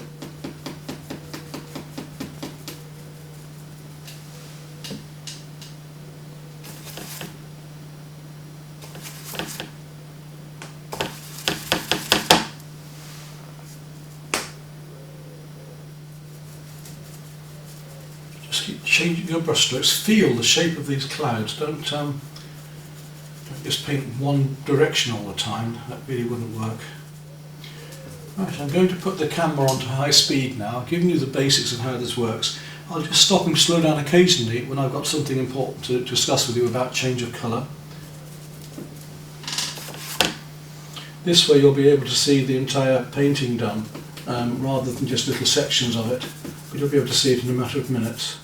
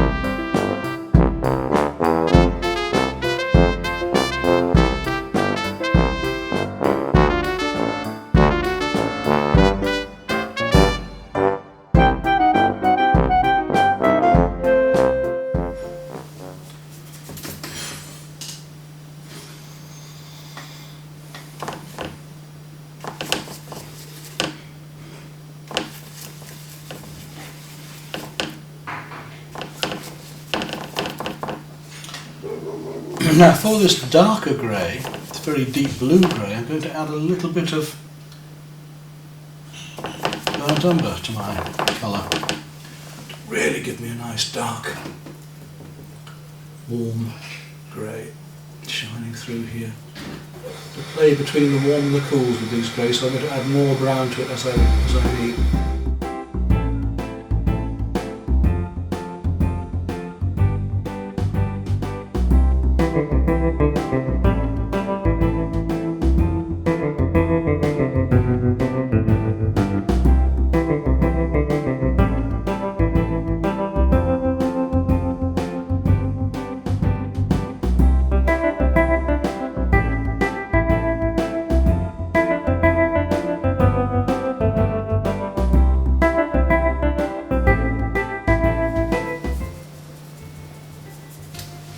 And so often in a case with a painting, it isn't just one colour. We have to use one colour against another to make something like this work.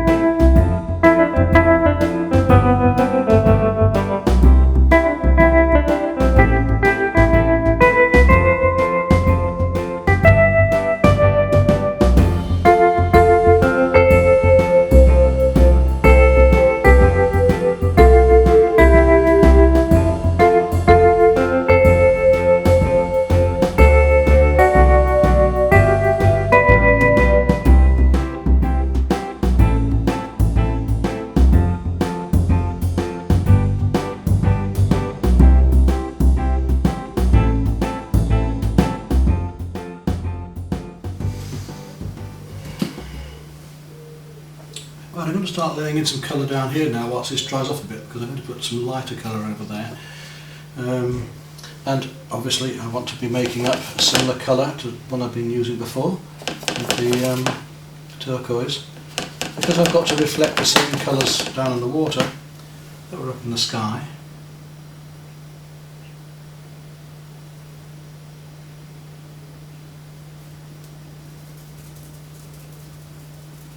Maybe a fraction down. Very often with water we'll notice that the colour is either slightly darker or slightly lighter.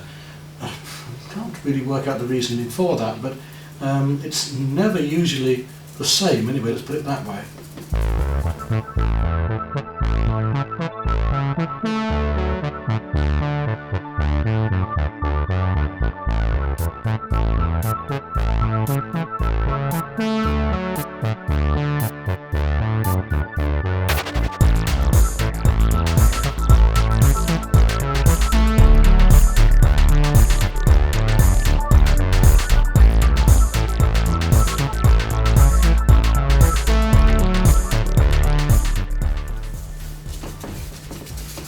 In the water you'll see me doing a lot more vertical strokes as well as the basis to blend this in and gradually work up these reflections.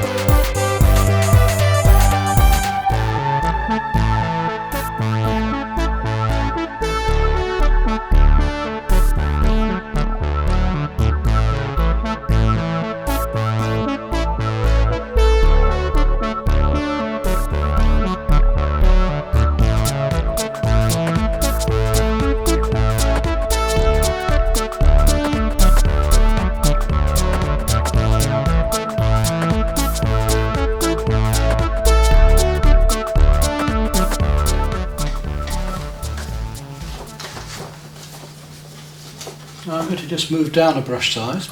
We've got our two brushes.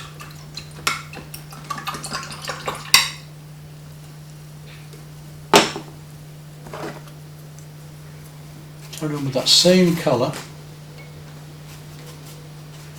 Bit of Prussian blue and burnt sienna and burnt umber. A little bit warm background along here.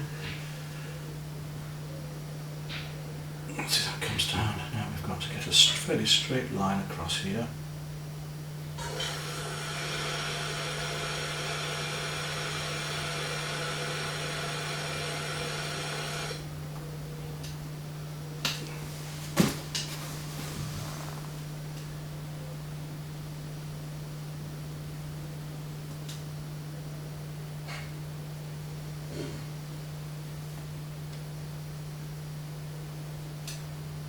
And I brought this line downwards a bit here so that it comes out towards us.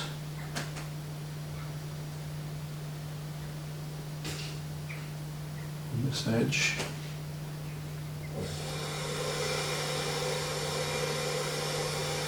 There's in fact about halfway here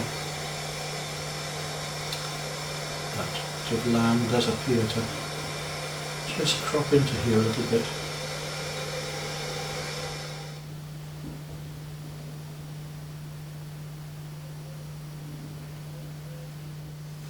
Down a bit later, but a little bit high there.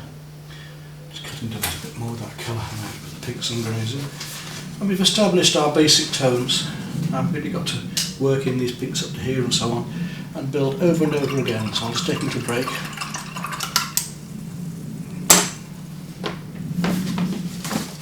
Here, this paint is now dry. It doesn't take long to dry, and I'm going to continue working with a large brush again to try and mix up and build up these lighter colours. Still building up the pinks now. I'm going to go back to my white. A little touch of the pink. a little touch of the yellow.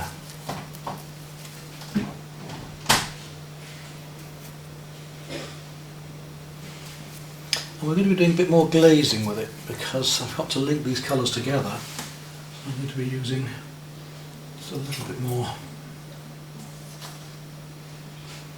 water with it. And I've got to look at the highlights in this now. Look at the paper, the way that the water just comes through there.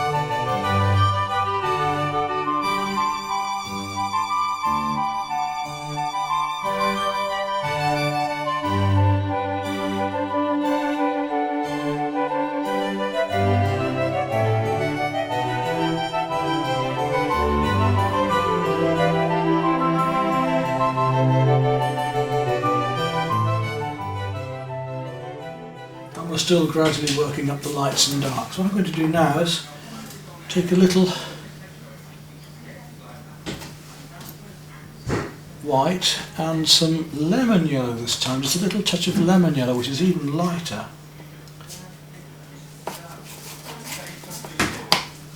Just to make it a little yellower underneath here. And that'll work against these more creamy pinks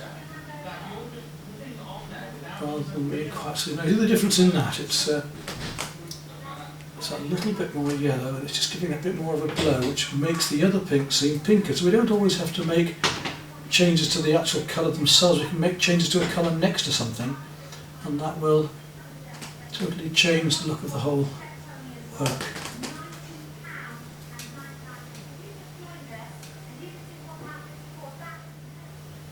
So we're putting this cooler cream in, which is then making the warmer creams appear warmer. So it's a matter of comparison, if you like, a little bit, isn't it?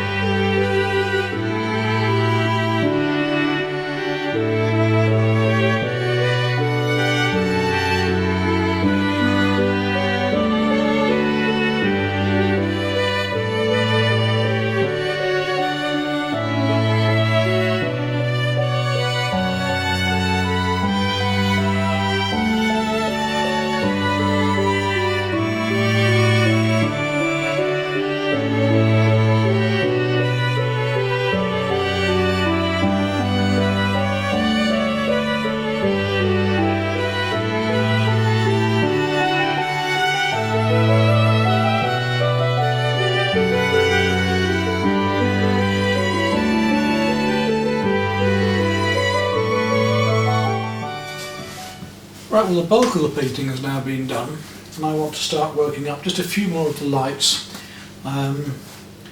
before I start to work in the final textures and these nice posts to go into here, and of course I want to paint the boat over there, which is a very important part. So I'm just going to work mainly now with the smaller of the two filberts, and this time I'm going to take a little bit of white to finish off and a tiny touch of the warmer yellow ochre, and I do mean a tiny touch, just to give it that little sense of yellowness, that warm yellow that I want to be into here just a little bit, because I want to play this slightly warmer yellow a little more against the lemon yellow and the orange that I've already put into here. You can see now the difference that it's giving me, and these are vertical marks. I want to get the shininess of the water into it, so horizontals and verticals going into here. Little marks, little more water, and that's a touch of water, not too much. That's the pink going on up there, it's a little bit lighter down here. I think that about does the basics for the shiny water. Now let's come across to the boat. Now for that boat, I've got my larger picture to work from too, but I might have to use a little pointy brush now. So I'm going to go down to a nice little round, and first of all I just want to mark it out. So I'm going to take some Prussian blue and a little touch of burnt sienna, just to get my darks worked out here again. And the bow of the boat wants to be about here, no pun intended, right up to the edge of the woodland. Back here, it comes up, actually that cabin comes up into the woodland there, and it comes down about here, back to the stern, a nice curve to it. Pull it in a minute again, just to work out where it's going, and round the stern.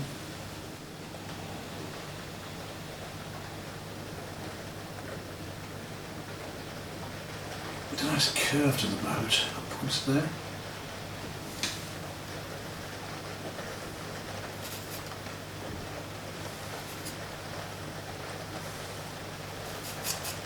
So by taking my deep blue and some brown I can make a dark, and I can make that dark warm or cool as I like. Go back and lighten that in just a moment. Just a small curve on the bow. Basic shape. Right, back into that, and I want a nice pink to start with, so I'm going to make a tiny touch of white, a little touch of my pink, that will come back in there and we'll make that side of that boat pink, catching the sunlight.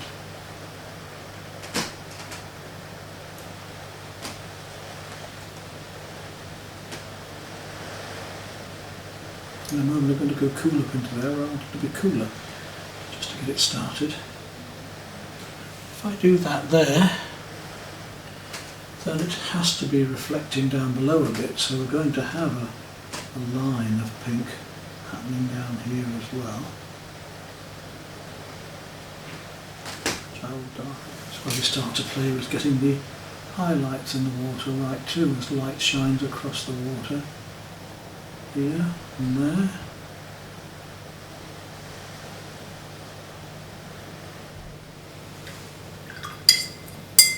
Take a fraction of the darker colour. Just use a tiny glaze of it to come back behind the boat here. Give a feeling of... Now let's start to draw that a little bit more clearly.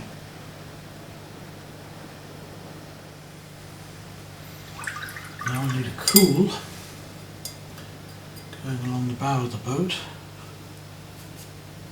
Take some of my cerulean, a little touch of the cobalt. I'll just come back in here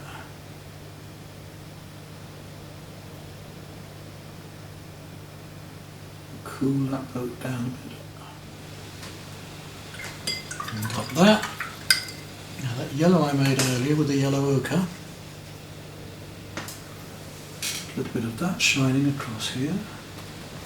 There's more than one colour going on, as you can see. So we're just catching the side of the boat like that. And then that starts to catch the little figures and back of the cabin here.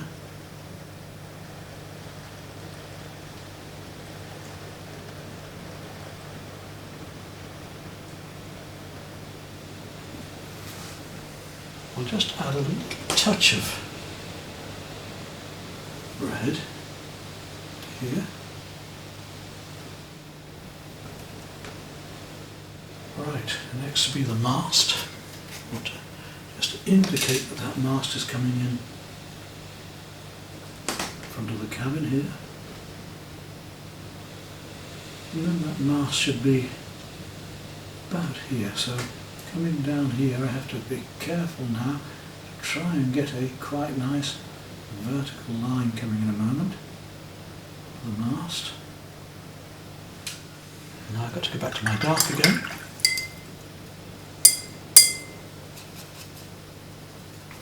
Add a little bit more blue to it again. And carefully come down here.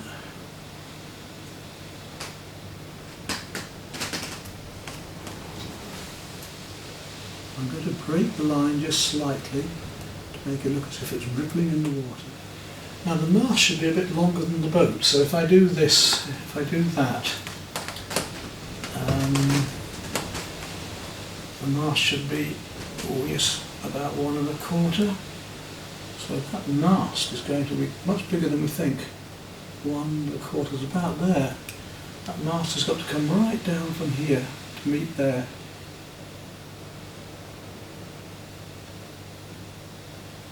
If I make the brush into a slight blade, I need to bring down a little bit of a line for the jib forestay. We need a little line down here for the forestay, and we've got then the halyards back here, just being indicated in, and that's by using my pointy brush, resting my finger on the board and turning the brush into a blade. My basics from the smaller photograph, I've got the larger photograph. So I know that that mast, for instance, needs to... Now I've got to start putting in some reflections this way as well.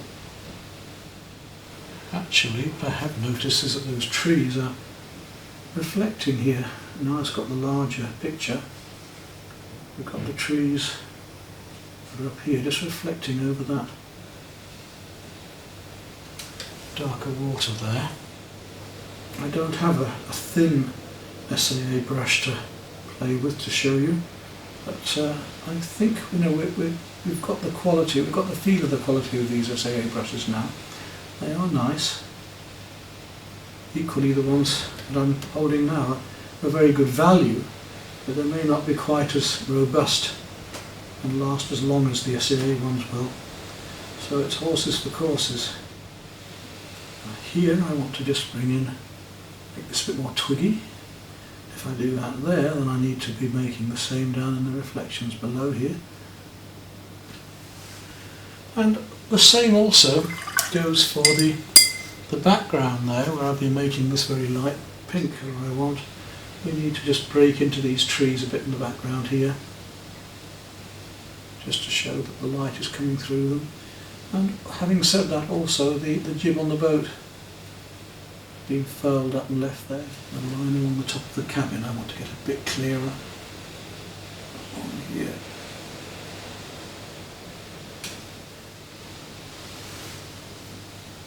Take a little bit of that blue, and we can just see the sail, especially on the larger picture, which has a cover over it. The boom here, coming down to there, has a cover.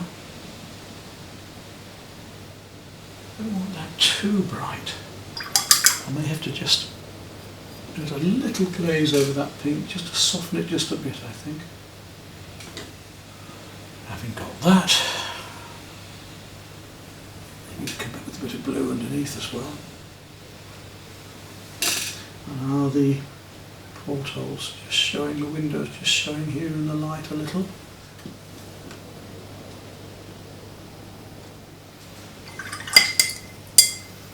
Just take a bit of that blue as well and put it underneath the boat here.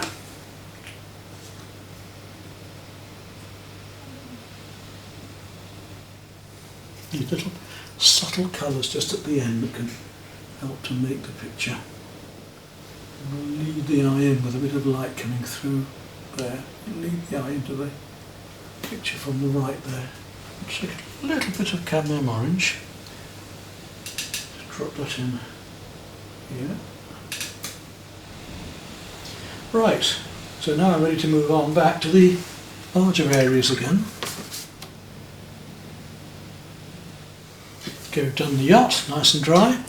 Now I want to come down to these posts in the edge of the water here, and I'm going back to my medium brush. My paints are staying nice and wet, this homemade Stay Wet palette.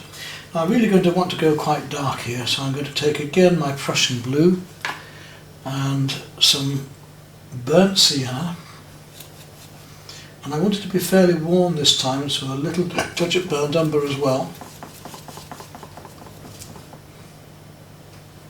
More of the blue to go dark enough. Now because I've gone that fraction warmer than the dark in the rest of the picture, this dark should come to the foreground a bit more, so let's just try that out. There should be a nice big block of wood here. Just put it in, it's going to be reflecting, so if it comes down to here it's going to reflect in. Next one up is about here. Whatever comes above must come below because of the reflection, so we can do the same thing. You see how these stand up so nicely. Make sure that they're the same angle as each other. You know that that one's about there, and behind it some bits of wood stuck into the water and reflecting below. That does seem to be the case. Up here there's another one. It's about part way there. Put these little marks just where the join is. Just give it a little bit of 3 dimension. To these old posts, possibly parts of an old boat in this case. Now using the brush tip, let's just start to flick in some of these, make it a bit wetter so it's a bit more pointed. Flatten my brush out a little bit. See if I can just start to flick in some of these bits of grasses and things here at the edges. I'm going to need my small brush for this in a minute really, but I'll just start off with this one. We've found ways of painting things that look quite difficult with easier techniques. So I'll carry on down putting textures in, just crisscrossing little marks of this dark. Right, now I'm going to go down to my little brushes again. We want to start giving the feeling of these Norfolk reeds which are coming up through here. So if I flick upwards and outwards, I start to get the feeling of rushes and reeds. Talking of that, we need to come down here as well.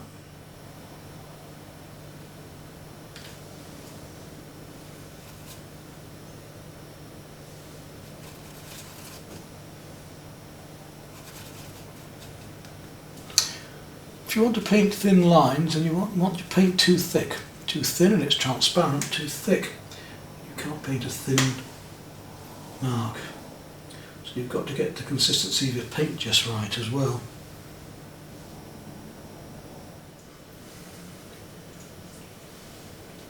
Now, on the surface of the water also, I've got little brushes and reeds just coming through here and there, and they help to give us surface, shiny surface of the water as well. They're quite important on these little marks. This is where we start dotting the I's and crossing the T's. At this stage, not earlier on. Do all the loose work first and then the tight, heavy and the detailed work at the end. That's the next stage of the dark details done.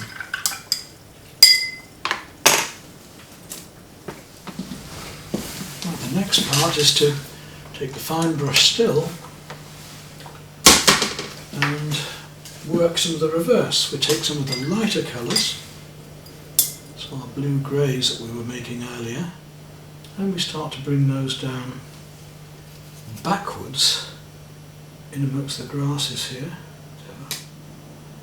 We just start to highlight some of the rushes and reeds, as well as breaking in here at the edges. A little cadmium orange now, and some white and some pink. Going back to the sort of colours we're having from the sunrise. Rough against smooth, cool against warm. We're playing all of these tricks against each other. So it's not green rushes or brown trees or blue sky, or we've got light reflecting. This is what I said about white. There's hardly ever white, there's hardly ever black, because a colour will be reflecting somewhere that will turn it, will tint it. Artificial light or daylight, or these things will affect other colours around them and reflect off them, leaves or whatever. And thus we get this texture effect here. Now I've got to stand back and have a look, because I have to decide whether I want to do actually any more, whether it does need any more rushes and reeds anywhere.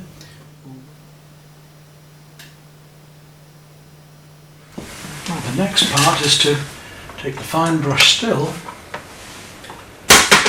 and work some of the reverse. We take some of the lighter colours, so our blue greys that we were making earlier, and we start to bring those down backwards in amongst the grasses here.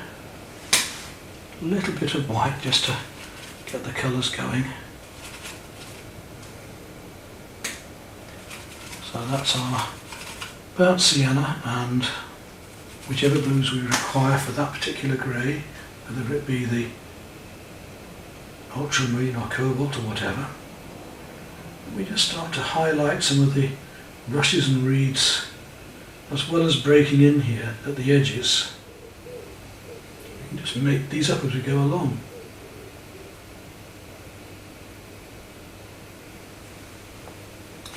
Some of them are crisscrossing, some of them are slightly curvy, some of them are like bamboo leaves, because bamboo's only a grass and reeds are of the same family, the grass family. A little cadmium orange now, and some white and some pink. Going back to the sort of colours we're having from the sunrise. Rough against smooth, cool against warm. We're playing all of these tricks against each other. So it's not green rushes or brown trees or blue sky, or we've got light reflecting. This is what I said about white. There's hardly ever white, there's hardly ever black, because a colour will be reflecting somewhere that will turn it, will tint it. Artificial light or daylight, or these things will affect other colours around them and reflect off them, leaves or whatever. And thus we get this texture effect here. Now I've got to stand back and have a look, because I have to decide whether I want to do actually any more, whether it does need any more rushes and reeds anywhere, or whether this is where I leave it, whether I want a few little bits of light coming in here and there from other little bits of rush. I've just had a look now, and actually I think all we really need is a little bit of very, very fine work. Go right down my brushes. I could do it with this one, but I want to go to a finer brush. Because what I want to do is bring ripples in here of the light into the dark and the dark into the light. So I'm just going to make that very, very thin paint, and we'll see if we can just ripple the edges of these a little. Get the feeling of these darks going into the lights and the lights coming to the darks. With ever such small ripples on the water. It's just a few lines that I want to give that feeling. I'll do the other way around in a moment. I'm going to put some lights going into the darks. Now then, as I was saying, the other way around. See if we can find some of these lighter pinks we made. Actually, it's so calm, there's very little in the way of is going on. And we're nearly there, you know. As it happens, because I've got the brushwork, the underpainting already showing a little bit of these lines because they're picking up on the brushwork. I would say for that particular painting, which isn't an easy one to do because it is so chocolate boxy, we're about there.